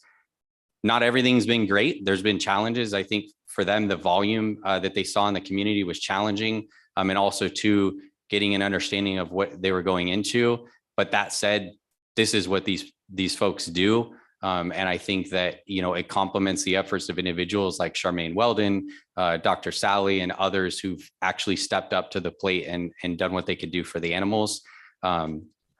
Over the last year, we've worked with North Bay to try to determine if this is something that they wanted to take on and sort of see how things would work in the community. We've taken to heart any negative feedback that we received regarding services. We've adjusted things. We've tried to tackle stuff. And I would tell you that what you're seeing tonight certainly isn't the end game. We have to think, I was reading, there's a saying, it says, going shopping with champagne tastes, but a beer budget doesn't work out well. I'm not sure that I want to compare the city's budget to a beer budget, but we have a lot of demands as a growing city. So what's being proposed is for North Bay Animal Services to provide a 10-year contract. There's no escalator in the contract. and for them to take over all the animal care and control responsibilities within the city. This isn't new for them. They've expanded from city of Petaluma to other jurisdictions in Sonoma County. I believe it was just released this week that they signed contract with city of Sebastopol to take over their animal care and control. I think what this does for the city is ensures that we provide continuity of services despite challenges that we've seen with recruitment and retention for positions. It continues our efforts towards a no-kill shelter, at least within the constraints that we have at this time, and looks to provide additional services. You may have seen at the Blue Zones event, they brought out the, what's the name of the wagon? The Cuddle Shuttle. Again, they have resources by providing services to other jurisdictions that we on our own wouldn't be able to afford or do. And I think that's something that doing this contract will be able to provide. Specifically based upon community feedback and recent events, one of the things that we did change in the original proposal, but it's before you tonight, we've been operating with an animal control officer for 5 days a week. In the proposal, it will expand that to 7 days a week coverage. It's still not 24 hours a day coverage. There's still going to be challenges with transporting animals out of the area to free up space in the shelter when they have training and so forth. Our officers will continue to bear that responsibility when they're not available, but at least provides a greater coverage, and it's still within the budget amount. As I mentioned, there are some transitionary things that are being addressed in here. Specifically, is $375,000 annually. I did a little pulling of numbers, and I'll get to it in a minute, but looking back historically, we've seen about a $40,000 a year average increase over the last 5 to 6 years on our costs, and they continue to go up. And on some years, there's been fairly dramatic increases, and that doesn't include the almost $400,000 of capital investment to keep things going. The city, under this agreement, North Bay would retain fees collected as part of the provisions of services. However, your council would still retain the authority to set those fees. So like any other fees, there's a hearing process. Individuals can bring concerns, and you'd have the opportunity to adjust them and either subsidize the service or provide it right at the cost of delivering the service. We would make available initially the 2 animal control trucks that are owned by the city. We essentially effectively lease them to North Bay right now. North Bay would be responsible for the upkeep and fuel, excluding major repairs, and we've defined that as repairs over $1,000. After 5 years, we would transfer ownership of the vehicles to North Bay for $1 each. Just looking at their lifespan, that would be great if they make it to the 5 years. Our roads are challenging to vehicles. But once again, sort of an economy of scale that we found working with North Bay is they have a greater network than we do of resources for things like fixing air conditioners in cars. They've even helped us out through some of their contacts with our police vehicles. After the 5 years, I mentioned we'd transfer them over to them. We have one truck right now that was, I believe, bought by the city for $1 from city of Lakeport, I believe, some years back. We would transfer that one upon execution of the contract. As far as the facility that's pictured on the screen, we would make that available to North Bay. Likely as part of the contract, it would be like $1 lease back. Government likes to use the $1, so it means something. But they would be responsible for operating the facility. We'd retain responsibility for major repairs defined as over $1,000. They would do all the minor repairs and upkeep of the facility. I can tell you that when you're looking for a contractor, it's important to ensure that they identify with your values and interests. And I know we've had probably many conversations with Mark, who's here tonight, their director, about our interest in making sure it's a clean facility, it's maintained in the condition that it's currently in, and that we continue to improve it. And I have confidence that they understand our perspective on that. There's obviously a lot of development going along out there that's planned. And like any other development, there's going to be concerns about sort of how does a site transform? And we've had conversations about that. That would be addressed in depth in the contract, just in terms of making sure that we communicate regarding if they add additional things to the site. The city would be responsible during the term of the contract to ensure there is a facility available. If we had some major windfall of big development and they decided they needed to move the facility and they paid for that, then obviously, we'd make that happen so that North Bay had a place to bring the animals. So what you're being asked for specifically tonight is to authorize the city manager to sort of take this across the finish line. We've negotiated all the high points. We had a negotiating team that included the finance director, members from PD, animal control staff, and so forth. But the city manager would negotiate the final parts, work out all the legal language, but ensure that it's consistent with what's being presented to you tonight for the $375,000 a year for a 10-year term. It would be exempted from competitive bidding due to the specialized nature of the services. So you'd make that finding in the proposed resolution. So with that, we have Mark is here. He can answer any questions that the council may have. I'm obviously available, and we have Lieutenant Snyder. So move it on to your questions. Chief White, thank you for that very comprehensive report. Always appreciate hearing from you. Any council members have questions at this point? Councilmember Claffey? Hey, Chief, I may have missed this, but the 6-month opt-out, has that been decided upon yet? Yeah, so conceptually, we've talked, it would be addressed in the contract, but we would look at a no cause would be 6 months. A for cause would be shorter. It may end up being slightly longer. I mean, the challenge with this thing is once you make the move, it's not good for either party to have a sudden change or the community. But yeah, we have tentative agreement on that. We would work out the exact language in the contract. Great. And then we have a representative from North Bay on the line. Is that? Right there. Oh, hi. He's in the flesh. Vice Mayor Purdock, Mayor Slutin has his hand raised. Thank you for that, Director. So 2 questions for you. We as a city, we're trying to really improve our customer service, our resident experience. Going through your website, I see the complaint process is pretty antiquated. Is there a project in place right now to upgrade that? I'm specifically talking about the complaint forms. So thank you for having me. I'm Mark Scott with North Bay Animal Services. There is a process in place. We did hire somebody who actually started today, the 16th, and she's a developer of forms. And so we want to make our system a lot easier, so you can just fill it out online and then dump it into our email address, basically. So she's going to be starting working on that. Wonderful. It is a little bit old school where we have to email it to you, you fill it out, we need the hard copy back. And obviously with COVID, things have changed, so we want to make it a little bit updated. So we're in the process. Yeah, I love that you guys are doing that by your own volition. The other piece here is because this is a pretty extensive contract, it's 10 years. One of the things I've really been pushing for with city contracts is that we assure that any employees are earning a living wage based on our city's living wage calculator.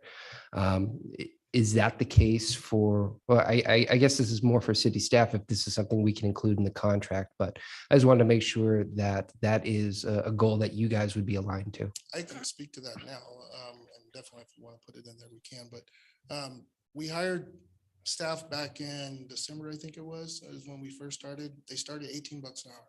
That's what all of our staff starts at. The lead senior officer that will be working there is going to make close to 25.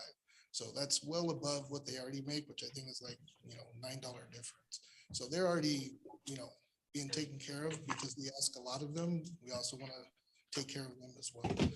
Their benefit package, we offer 401k, excuse me, 401k, and also a 100% coverage of medical. So they get Kaiser fully covered. Wonderful. Thank you so much. Thank you, Mayor Slutin. Yes, I have a couple of questions. Is there, this is a 10-year contract. That's a long time. Is there any clauses in there that if North Bay doesn't perform their duties, and if kill rates go way up, is there a way that we can cancel the contract? Yes, so in the language, a no cause termination, so a convenience termination, we've been talking about would be a 6-month. If it was for a cause, it could be as soon as 30 days within there. As far as the kill rate specifically, their philosophy of their whole organization is no kill to the extent possible. What we haven't worked out is we understand there's a potential for something in between saying, hey, we want to sever the relationship versus, addressing an issue that comes up. Like, in other words, it may not rise to termination, but we need to make sure that it's handled. Our intent at this point would sort of be a requirement that if we identify an issue, either party in performing a responsibility under the contract, that there would be a timeline requirement, say, within 14 days to meet and engage. And I think also too, as part of this, we've been talking with their executive director or with Director Scott about having an opportunity that council regularly get sort of an update on what's happening. And that would also be a public opportunity to raise any concerns that the council may have regarding how the services are being delivered. So sort of a two-pronged approach to addressing issues. The final one, which is a little bit difficult to address, is sort of if we feel that a contracted requirement, like let's say the 7-day-a-week coverage for an animal control officer, if for some reason something pops up and they're unable to fulfill that, that we would have an opportunity to call it sometimes like a clawback provision, to where, if we're not getting the service we're paying for, that we'd somehow make sure that that was addressed. They're open to it, but they also have to make sure that, it's going to work for them, because there are some, times, like there's times, for example, on events where they're going to give us more staffing. And we've seen that just with the kennel technician. We paid for one kennel technician. I think at times there's been 4, sometimes 5 up here with individuals being trained at one time. I'm just talking specifically about Charmaine. I think she has single-handedly made the transition from what was originally the situation to being so successful with the kill rate and being able to do all the adoptions and stuff. And I certainly hope that a person like her is still around to help us, because she apparently has the connections to make that work. So I want to make sure that that's still going to happen. So we did offer a position to her and she has accepted. Thank you. We couldn't exactly put that in the staff report, but I figured it would come out. The mayor has tough questions. Councilmember Kramer. I'm glad to hear that as well, by the way. Just one question for you is the control officer that's going to be assigned up here, will they be local or located locally, or? So the commuting? officer that will be assigned here in the future will be local. Right now, we're sending someone up that's Right. trained and can train the local officer. We also actually hired another officer today. I met with her today. She'll be starting tomorrow. So we've also been putting that in the works, and she is. So, but it's going to take 3 to 6 months to get her fully comfortable with dealing with all the different things that come at you. But you will eventually be here. Yes, absolutely. That's good to hear. Chief White, you mentioned fees in your presentation and I didn't quite, could you clarify? Sure. So under the agreement, North Bay would retain the fees that they collect. For example, somebody goes to redeem an animal and so forth. They would retain those fees. Eventually the dog licensing, they would also retain those fees and then obviously use them towards rabies control, that sort of thing. The point that I was making though, is that I think as a council, I wanted to make sure that you knew that you would still retain control over setting those fees. So just like any other fees, periodically staff would come and say, for example, they'd say, hey, it costs us, approximately X amount of money to board a dog for a day. The council could ultimately decide to say, well, we want to set the rate at this level because some things end up being subsidized, because it makes more sense to do it that way. The point being is you're not going to lose control over setting those rates. So you can be sensitive to the needs of the community in doing stuff. Obviously, they'll come back to you and tell you, well, here's what might be the impact of doing that. But they're well aware of what we have currently set. They have provided a proposed one, which we're bringing back, I believe, a fee schedule update next month. So you'd have opportunity to hear about that, the public and so forth. Then getting back, you'll be collecting the fees. You'll also be, for the dog licensing, for instance, you'll be sending out the notices and handling all of that. Correct. That'll be one of the main reasons for setting the fees by the city council is so that we can't price gouge someone and say from now on it's $200 to license your dog, right? That should be set by the city council. Actually, every city that we've taken licensing fees from, we've actually reduced the cost that it was prior. So we're actually charged $20 for altered dogs, $25 for unaltered dogs. If If your dog stays with us, it's usually $20 a day, because we have to feed them and care for them. But that's something that is basically the bare minimum of what it costs to take care of them. But it still leaves that decision in your hands to make sure we're held accountable. Thank you. Thank you very much. Seeing no other questions from the council, we'll open this up to the public for comment.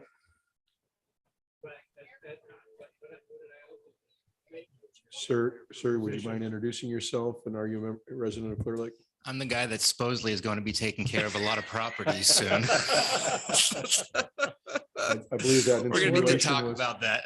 You were listening. Bruno Sabatier, resident of Clearlake. I think it's great that North Bay works with so many different cities. I think they can take the successes that they've seen in other places and be able to come to you and provide those examples to see if that can be implemented here, rather than trying to learn on our own with what might or might not work. What's difficult on this conversation is it really sounds like the same conversation about the properties. We are looking to take care of dogs that people have chosen to take on as a responsibility and are not being responsible for. Same thing for those properties. They own those properties, but they're choosing, or they can't take the responsibilities in their own hands. So my question to you is, I didn't see anything in the contract that is proactive in reducing the issue of the dogs, rather than somebody who can go out there because there's phone calls and complaints. Is there anything in the contract where there's one day a year for spay and neutering, or one day a year for free licensing, something to really get the community members to take control of the multiplying animals that we see in our communities, that eventually will just ask for more and more animal control in our community, which is more of a burden on your budget versus trying to control what it is and bringing it down, so that then we are still in need of animal control, but not to take care of people's responsibilities, just to take care of the things that do happen because animals aren't always 100% under control. Just kind of curious if there's a proactive part. I don't believe I saw that in there. And if that's something that maybe is being talked about in the background and is not part of the contract, but that to me is an important part of, in the future, instead of this growing problem, of how it is that we can try and manage it. Thank you. I could address the Thank thing, you, and then Mark may want to address as well. There is provision there, obviously education, going out of the community with enforcement, that sort of thing. But I think what you're really getting at is sort of like, how do we move the needle on the entire thing? What we've been talking about, and I think that's an achievable, I'm all about achievable goals versus really big stuff that we can't solve.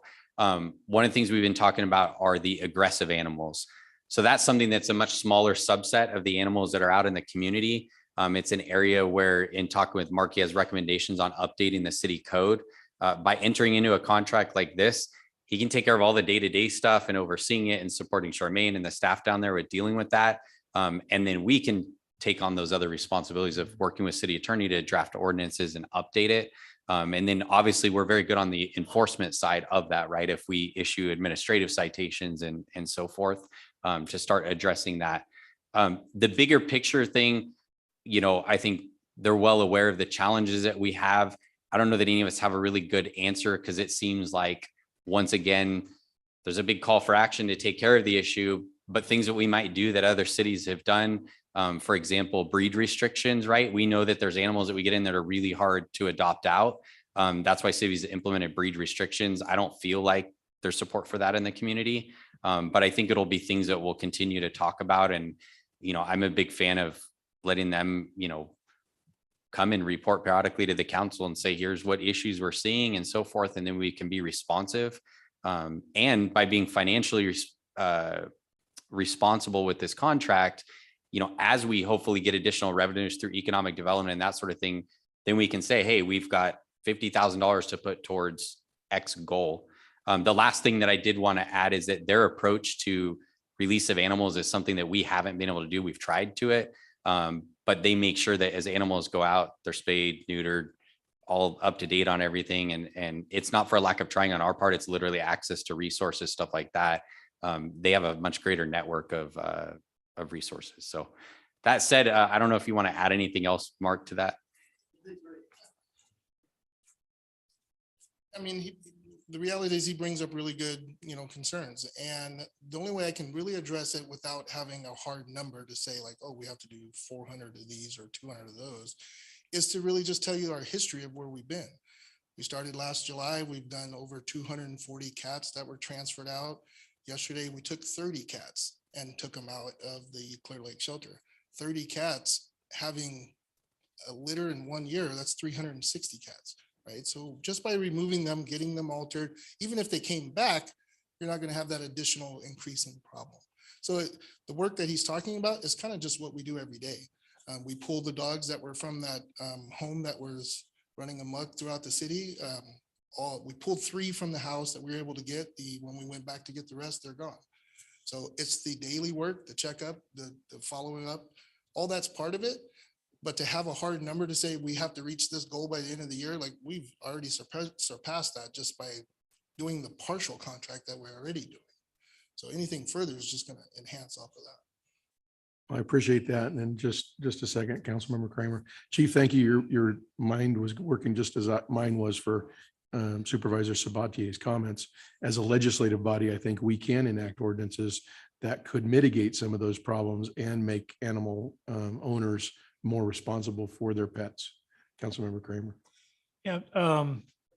Earlier, Dr. Sally spoke, and one of the things she mentioned was the need for more veterinarians, use of more veterinarian services. Do you have that capability? You just said that you've altered a number of cats here in the last few days. It sounds like you do. So do you have that covered? I guess. So we do have that covered, and just our area, we have, I think it's 4 emergency hospitals 24 hours a day. That's pretty darn good. Sorry, pretty nice. We also have several vets that we work with locally that can, when we transfer in, that we can get them fixed that way. But including the vet here in Clearlake, we've also contracted with them to start doing some of the animals from the shelter directly. And I think we started that 3 weeks ago, and we've already done like 6 or 8. The spay neutering? Yes. Okay. That way they're already, when they go out, they're already altered and ready to go. And won't continue the problem. Councilmember Overton. Sorry, some years ago, many years ago, in fact, that there is an ordinance that says unless they are purebred or have a license to kennel, that they do have to be fixed. There is, I was talking about breed restrictions. So Okay. places have adopted, like you can't have pit bulls, these sorts of things. Okay, all right. Thank you. Any other comments from the public? Director Swanson, anyone on Zoom? There are no hands raised on Zoom, Vice Mayor Purdock. Thank you. Bring it back to council for. I'd like to make a motion. Oh, I'm sorry. one last comment.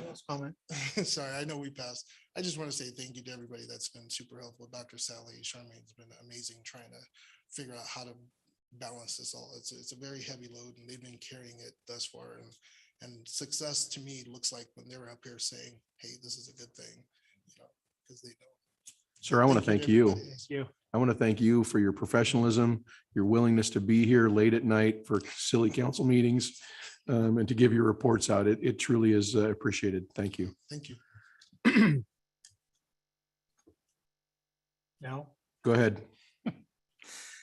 Mr. Vice Mayor, I'd like to make a motion to approve resolution number 2022-41.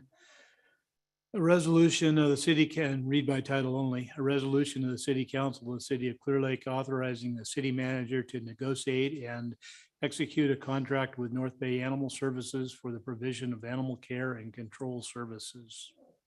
Second. A motion by Councilmember Kramer and a second by Councilmember Claffey. Director Swanson, would you offer a roll call vote, please? Councilmember Overton. Councilmember Kramer. Aye. Councilmember Claffey. Aye. Vice Mayor Purdock. Aye. And Mayor Slutin. Aye. And again, Chief, thank you for a good report and appreciate your staff. Lieutenant, thank you for all your work. We are almost at 2.5 hours into this meeting. Would anyone like to entertain a brief recess or should we just keep powering through? All right, moving on. Consider item number 22, considering a memorandum of understanding between the city of Clearlake and the city and the Clearlake Municipal Employees Association for a period of July 1, 2022 through June 30, 2025. Mr. Flora. Director Swanson will give the staff report. Thank you. Honorable Mayor and council members, tonight you have before you the proposed memorandum of understanding for the Municipal Employees Association. The current memorandum of understanding expires at the end of this month. The agreement highlights are included in the staff report, and I'll go over them briefly. The term is a 3-year agreement effective July 1st, 2022, and going through June 30th of 2025. There's a wage increase proposal of 4% base COLA increase effective the first day of the pay period commencing on or after July 1st, and a 3% increase for the same of July 1st of 2023. Additionally, there is a 3% base salary increase COLA effective the 1st of July of 2024. There are several new changes for the agreement, which include a uniform pants voucher for maintenance workers, a health in lieu payment change, and some other clarifying language within the MOU on standby assignments, grievance procedures, merit increases, items like that. It's outlined in the staff report. One thing we are happy to add is a wellness stipend of $200 per fiscal year, a reimbursement for costs related to wellness and stress management for both the POA and the MEA classifications. So I can answer questions if you have any. Thank you, Director Swanson. Any questions of staff? Seeing no pens being waved in my hand or in my face. Go ahead, Mayor. With this, are our employees the best paid in the county?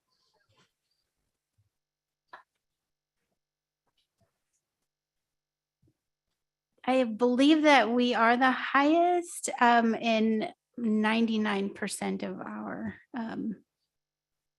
positions. I think there might be one of the, like the office assistant and the maintenance worker. And part of that is in this agreement, we agreed to look with the MOU at a market equity for the maintenance worker position. Great. Thank you, Director Swanson. Thanks. I just wanted to hear you say that. Yeah, you did get the attention of Supervisor Sabatier, Mr. Mayor. It absolutely was. Any comments from anyone here in the meeting? Director Swanson, any comments on Zoom? There are no hands raised on the Zoom. Bring it back to council for action. Why, Mr. Kramer? Well, I will if no one else will. Mr. Vice Mayor, I'd like to make a motion to approve the memorandum of understanding between the city of Clear Lake and the Clear Lake Municipal Employees Association, MEA, for the period of July 1st, 2022 through June 30th, 2025, and authorize the city manager to sign. I have a motion by Councilmember Kramer and a second by Councilmember Overton. Did we have any public comments on this? Yes, I called for that, Mayor, and we had none. Okay, sorry. Director Swanson, could we have a oral vote? Councilmember Overton. Councilmember Kramer. Aye. Councilmember Claffey. Aye. Vice Mayor Purdock. Aye. Mayor Slutin. Aye. And it passes unanimously.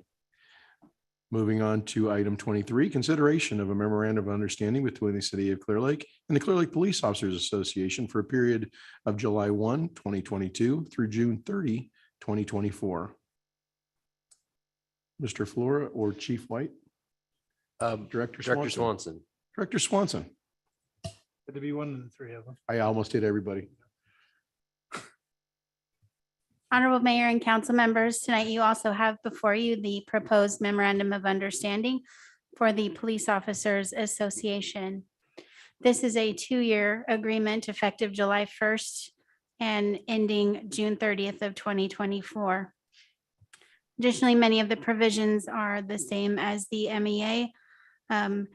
The wage increase for this upcoming fiscal year is 4% with a 3% effective July 1st, 2023. This agreement adds the lead dispatcher assignment and the current detective who is currently receiving special duty pay. That's formalized within this MOU. The lead dispatcher is a new assignment. The field training officer position is removed from the 15% max of special duty pay. Again, we have the wellness stipend and some clarifying language in other parts of the MOU. Additionally, I wanted to add internally, there's some formatting and organization changes that needs to be made to the MOU, which we were not able to have at this meeting tonight. It is completed, but what happens is if you go through the MOU, it's kind of disorganized in this particular MOU. So what we've done internally is change there's a section called miscellaneous. We're taking that and putting those items where they should be. So we've completed that. I just wasn't able to get it to you before this meeting, and I want to run it by the POA real quick. But again, we haven't changed any language or anything. We've just put things under different headings. So that's my report, and I can answer questions. Thank you, Director. Questions for staff? Any member of the public wishing to comment on this item? Seeing none and waiting for the mayor, it looked like he had something to say, but I don't see his hand raised. I'll bring it back to. Actually, I have one little news update. The Warriors won. Yes. Spoiler alert.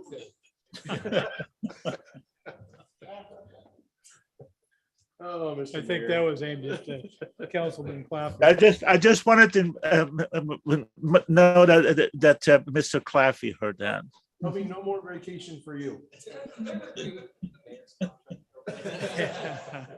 Okay, let's get back under control. Bring you back to council for any comments in the Zoom. There are no hands raised in the Zoom, Mr. Vice Mayor. All right. Any comments here in the gallery, Supervisor Sabatier? Very good. Very quiet on that. Bringing it back to council for action. You want me to do it again? I don't know. Mr. Mayor or Mr. Vice Mayor, I'd like to make a motion to approve the memorandum of understanding MOU between the city of Clearlake and the Clearlake Police Officers Association, the POA, for the period of July 1st, 2022 through June 30th, 2025. And did you say 25 or 4 when you were talking? 24 on this one. Okay, it's written 25 here, but it's through June 30th, 2024, and authorize the city manager to sign. Second. Motion by Councilmember Kramer and a second by Councilmember Claffey. Director Swanson, do we have a roll call vote? Councilmember Overton. Councilmember Kramer. Aye. Councilmember Claffey. Aye. Vice Mayor Purdock Aye. and Mayor Slutin. Aye. Just like to, it passes unanimously, and I'd like to thank staff, like to thank the dedicated employees of the city of Clearlake for making this probably one of the easiest processes in negotiation that I've been a part of. And still, we want to make sure we are better than competitive with those within the county, so we can retain the good employees that we have and hopefully recruit others to come in and come to work for us.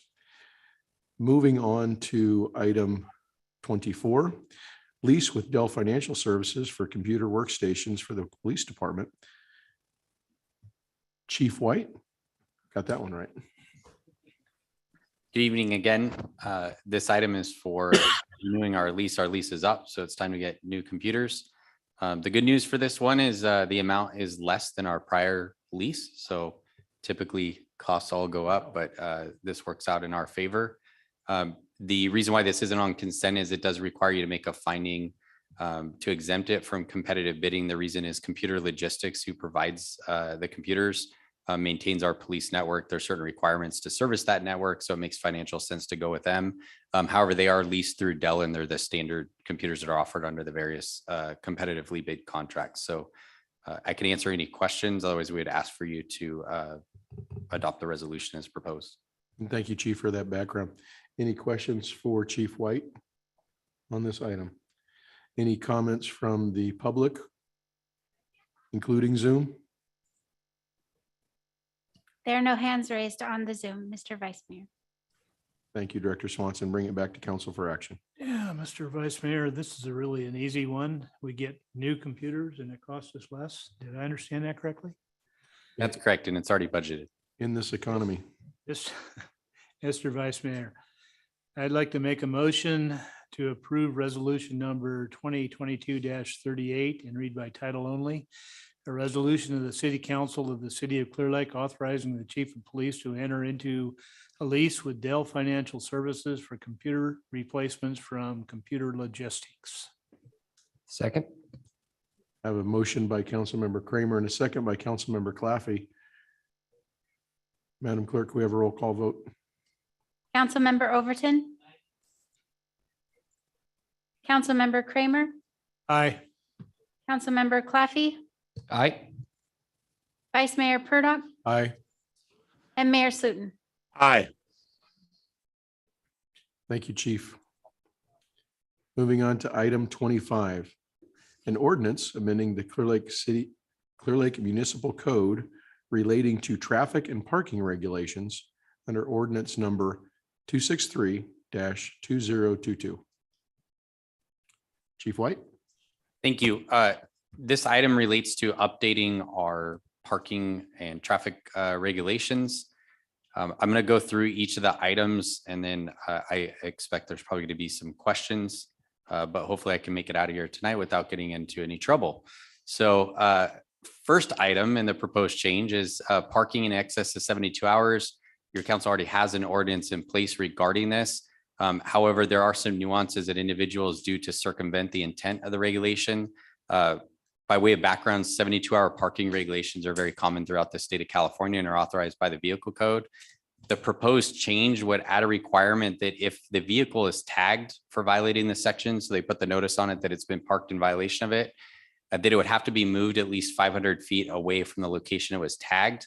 It can then return to the original location 72 hours after it was moved. This would not prevent somebody from moving it to their private property or other thing. It just covers basically moving it back and forth down the street and doing that sort of a dance. It also adds a requirement that prior to towing the vehicle, a notice must be placed on the vehicle notifying the owner of a potential violation of the section. The vehicle code doesn't require this, but I think consistent with some of the discussions earlier tonight, we want to make sure that people have a fair opportunity to comply before we're citing for these types of violations, and particularly before we tow away somebody's vehicle. So this is going above and beyond what's required by the vehicle code. Given the various things in these, I think it would be best if I just ask if you have any questions on each one, if that's okay, or would you like me to go through all of them and then come back?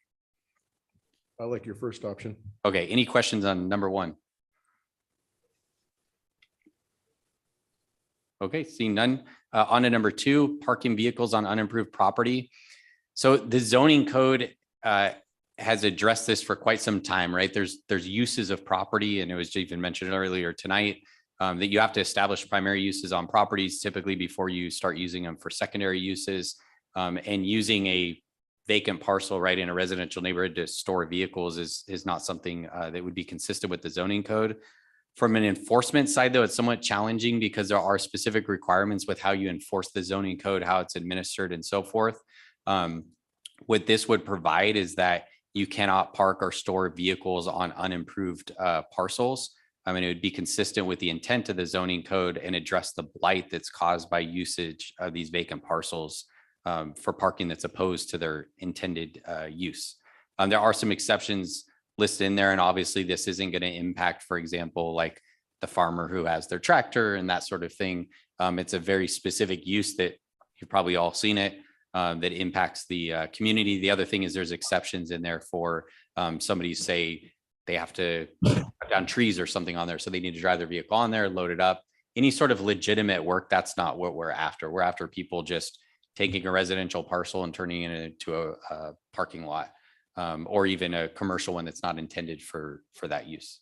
Any questions on that one? Glad that you described that in a little more detail to me. Chief, just so I understand, so if someone owns two parcels next to each other and they use the one that is not attached to their primary residence as a driveway or parking area, would that impact this?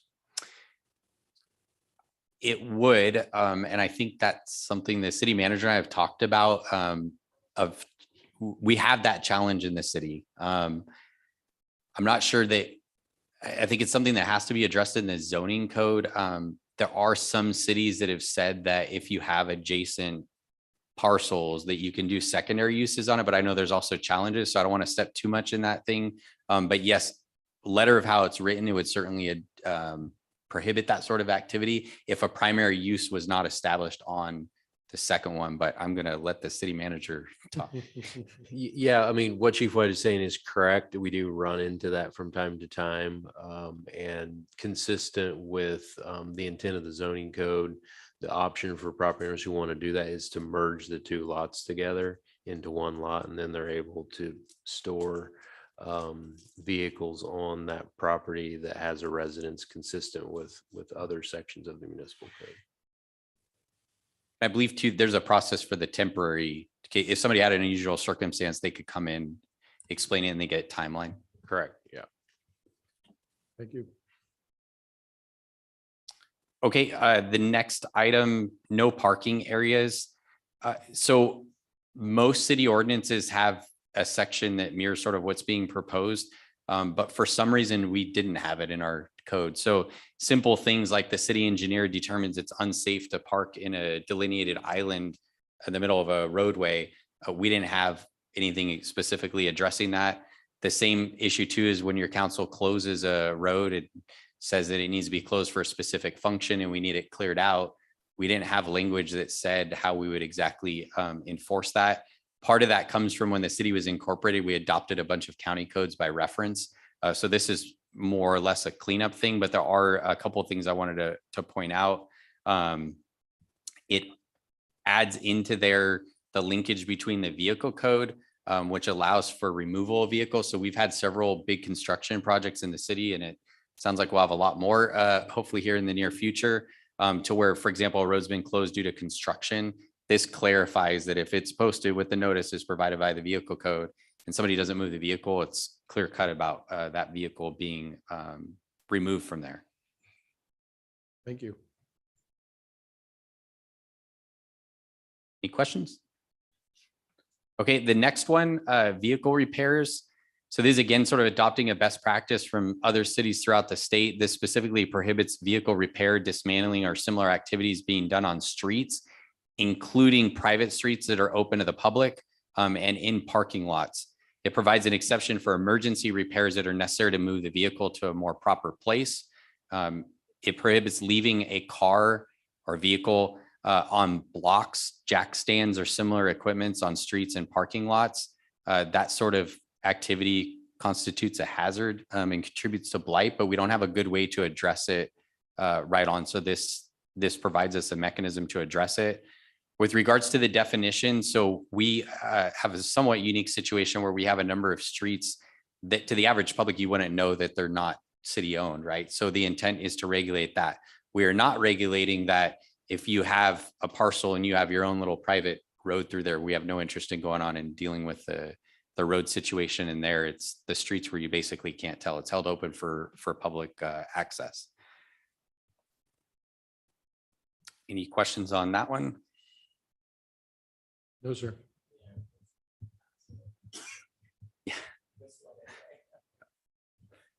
Okay, the last one is more of a cleanup thing, but it just provides for removal and storage of vehicles that are parked in violation of any city ordinance or a council resolution.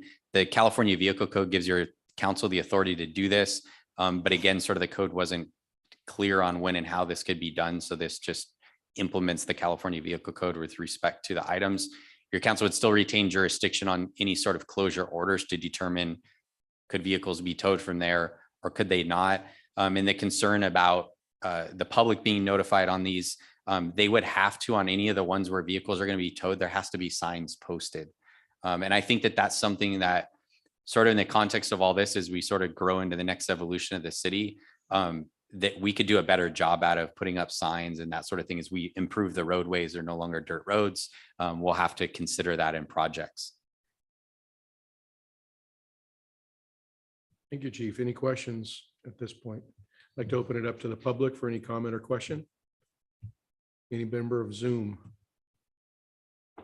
There are no hands raised on the Zoom, Mr. Vice Mayor. I'll bring it back to council for action. But I made a mistake. So What? if you go to introduce it, let's see,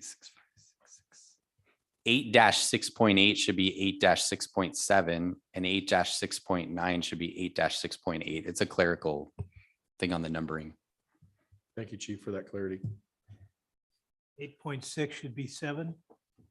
Yeah, they should follow logically. So it will read 8-6.5, 0.6, 0.7, and 0.8. Right now, there's a gap between 8-6.6 and 8-6.8. You don't need to state the number in the motion. We'll fix that. All you need to say is 8.6 Yeah, okay. or actually the ordinance number 8-6. 263. If the title is correct, it's just inside of there. We'll Okay, fix we're it gonna up. Read it by title Yeah. only. Yeah. Okay, you're all looking at me. I look to the right. This one seems like it needs an explanation. Mr. Vice Mayor, I'd like to make a motion to approve ordinance number 263-2022, read by title only. An ordinance amending chapter 8, section 8-6 of the Clearlake Municipal Code related to traffic and parking regulations. Second? I have a motion by Councilmember Kramer and a second by Councilmember Claffey. Director Swanson, could you offer a roll call vote? Councilmember Overton. Councilmember Kramer, Aye. Councilmember Claffey, Aye. Vice Mayor Purdock, Aye. Mayor Slutin. Aye. Thank you, Chief, for cleaning that up for us. Last item on our agenda. And I would note he's had his one mistake for the years. I did have an 8-6.7, but we probably would have been here all night and I thoughtfully removed it. Thank you for being Yeah, so thanks, thoughtful, thanks. Chief. And I don't count that as a mistake. It was quite controversial, you but know. I'll bring it in the future. All right. Item number 26, authorization of job description and or placement into salary schedule for certain administrative position, resolution number 2022-42. Director Swanson. Honorable Mayor and council members, tonight the council is being asked to adopt job descriptions for the Recreation and Events Coordinator, the Deputy City Clerk / Human Resources Technician, and Account Clerk 1/2, and set the salary ranges for those positions and authorize those positions for the next fiscal year budget.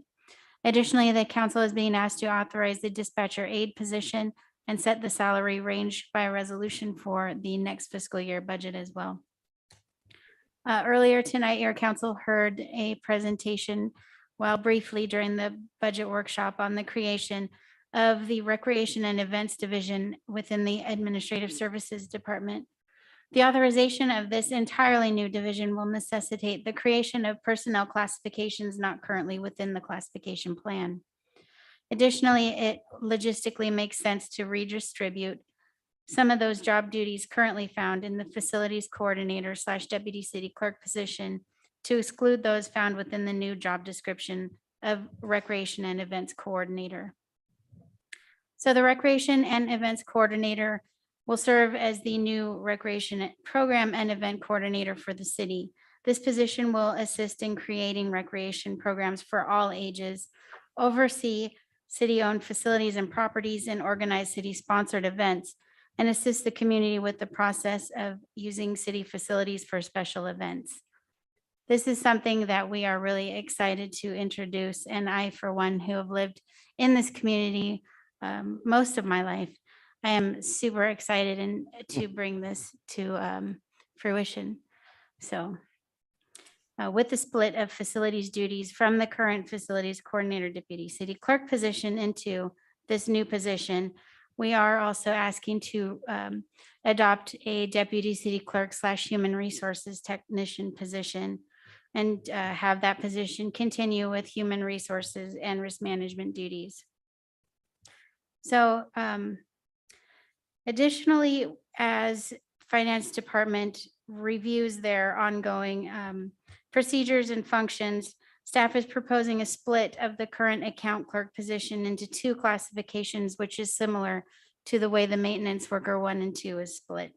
The account clerk 1 would be an entry-level position with a transition into the account clerk 2 as the incumbents gain experience and learn the position a little bit more.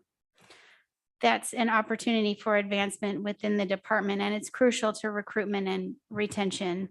So staff is recommending the council adopt the account clerk 1/2 position. Finally, the position of dispatcher aide currently exists within the city's classification. However, the job has not been filled for many years, and this position assists the on-duty police dispatcher with calls and clerical duties, including call logs, data entry, and filing. So there is a list of the recommended salary ranges for all positions within the resolution. And at the time I wrote the report, we were finalizing negotiations with the bargaining units, the MEA, for inclusion of these new positions, and they have accepted. So it's appropriate for the council to adopt resolution 2022-42. I can answer questions if you have them. Thank you, Director Swanson, for the very comprehensive report. Councilmember Overton, do you have a question? I do on the salaries of these here. Where did you come up with the salary for the recreation and event coordinator? That seems awful high for that position, considering that if you look at the account, the clerks and stuff, they're like more details. So where did we come up with such an amount of for this wages? It seems a little high for me. We came up with the classification because it is the same amount of duties and level of expertise as similar classifications such as the senior account clerk. And in the future, there will hopefully be staff. So this was a foresight, and it's within the same classification and others at 37. Okay, so you're saying the recreation and event coordinator has the same as an account clerk duties? No, the senior account clerk, senior maintenance worker, they're both at 37. I just think this is a, kind of a position that I didn't really see. I'm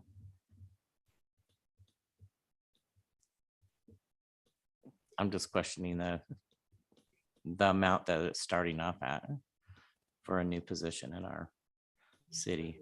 I hope that it's filled very well.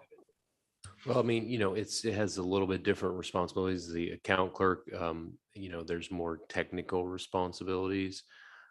This is a position that we would be asking someone to work, fairly independently and coordinating a number of things and organizing and facilitating recreation programs. And so, staff felt like that you can't directly compare the responsibilities. I don't think they're a little bit different, but we felt like the overall. And I'm assuming there's going to be a lot of weekends with this position because it's a Well, I recreation. mean, the events, yeah, of course, yeah. Thank you. Any other questions from council? Any comments from the public on this item? Really? Any member or public from Zoom? There are no hands raised on the Zoom, Mr. Vice Mayor. Thank you. Bringing it back to council for action. Mr. Vice Mayor, That's good. I was going to I suggest. move to adopt resolution number 2022-42, a resolution of the City Council of the City of Clear Lake approving job descriptions and salary levels for the Recreation and Events Coordinator, Deputy City Clerk / Human Resources Technician, and Account Clerk 1/2 positions, and salary level for the Dispatcher Aide position. I'll second. I have a motion from Councilmember Claffey and a second by Councilmember Overton. Director Swanson, could we have a roll call vote? Councilmember Overton. Councilmember Kramer. Aye. Councilmember Claffey. Aye. Vice Mayor Purdock Aye. and Mayor Slutin. Aye. I thought we approved this in the budget workshop, just saying. This is great. Thank you, Director Swanson. Thank you. This is exciting. Moving on to item K, City Manager's Report. Okay, only 3 quick items. The transit center project near the community college is out for review, so happy to see that project moving forward. Which will be a great addition to the city. The splash pad project has been delayed somewhat. There is a difference of opinion on the environmental and tribal consultation process between the city and a couple of our tribes that we've been working with. And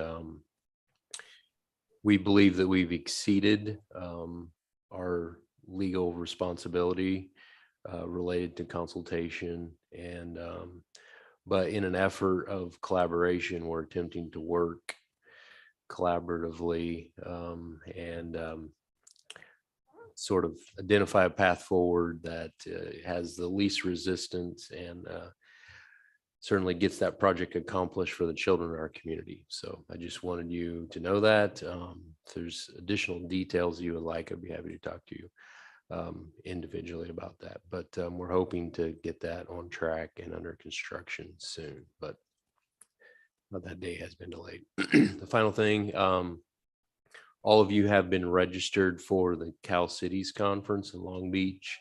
We went ahead and registered all of you. If for some reason you're not able to attend, please let Director Swanson know.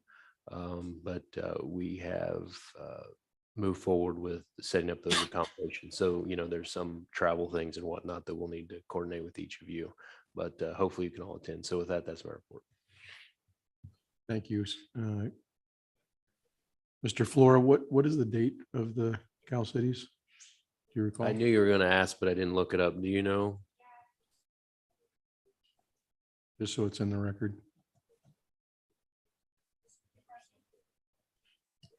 Yep. It is Tuesday, the 6th through Friday, the 9th of September. Thank you, Director Swanson. Council member reports. Mayor Slutin, do you have a report? I have nothing to report at this point. The only thing I had to report that we went from 24 degrees to 84 degrees in the last couple of hours from West Yellowstone to the east side of, or the west side of Idaho, and that's about it. Thank you. That was important. Thank you, Mayor. Councilmember Overton. Well, one, I most likely will not be able to go to the conference. So just let you know that right now. So two, I just want to report I didn't have any particular meetings that I went to report on, but I do want to thank the community for supporting our history dinner, and especially our Councilmember Kramer for always being the first one to buy the ticket. We really appreciate his support. And then he forgets that he paid, and I could have stuck him with another couple of tickets, but hey. So we had a great time. I want to thank our Supervisor Bruno Sabatier and our Sheriff for Brian Martin stepped in for me because we had a couple of people that were unable to do it. But we had a great time. Everybody had a lot of fun. And we are already planning another one for more of a family oriented one. So look forward to that coming up. So, but I just really want to thank the community for coming out and supporting us. It ended up being a really, really fun time. And so I appreciate it. And that's really all I have to report. Thank you. Thank you. Councilmember Claffey. Nothing to report, Vice Mayor. Thank you. Thank you. Councilmember Kramer. Just a couple of things. Last Sunday, our Clearlake Chamber of Commerce presented a car show, went over very well, even though the weather was blustery. And a couple of cars from Lakeport didn't come because I thought it was raining on this end when it wasn't. But at any rate, even with that, we did very well. Had a lot of folks there, had some pretty good music, had good vendors, and it was a success for the chamber. And Monday, I attended Risk Reduction Authority meeting. I heard the report that Angela gave to us tonight. The other thing of significance was our actual spending this year for the RRA was $47,000 and some odd dollars. They have a budget proposal for $38,000 for the coming fiscal year. And that's primarily for NCO's administrative duties, as I understand it.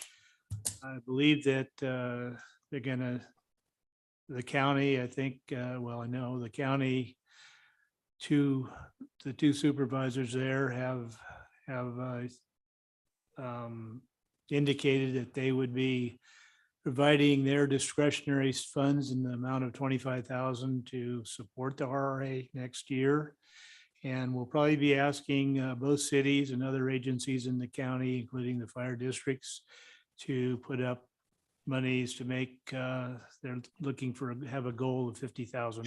So at some point, I think in the future, they will be coming to us, something to think about. And that's all I have. Thank you. I have nothing to report. Do we have any future agenda items? Anyone would like to add? Mr. Mayor? You're I muted. have no additional future agenda items. Thank you, sir. Nothing here at council. With that, we are adjourned. Mr. Vice Mayor, thank you for taking over for me in my absence. It was Thank you. entirely my pleasure, sir. Enjoy your vacation. Bye-bye, everybody.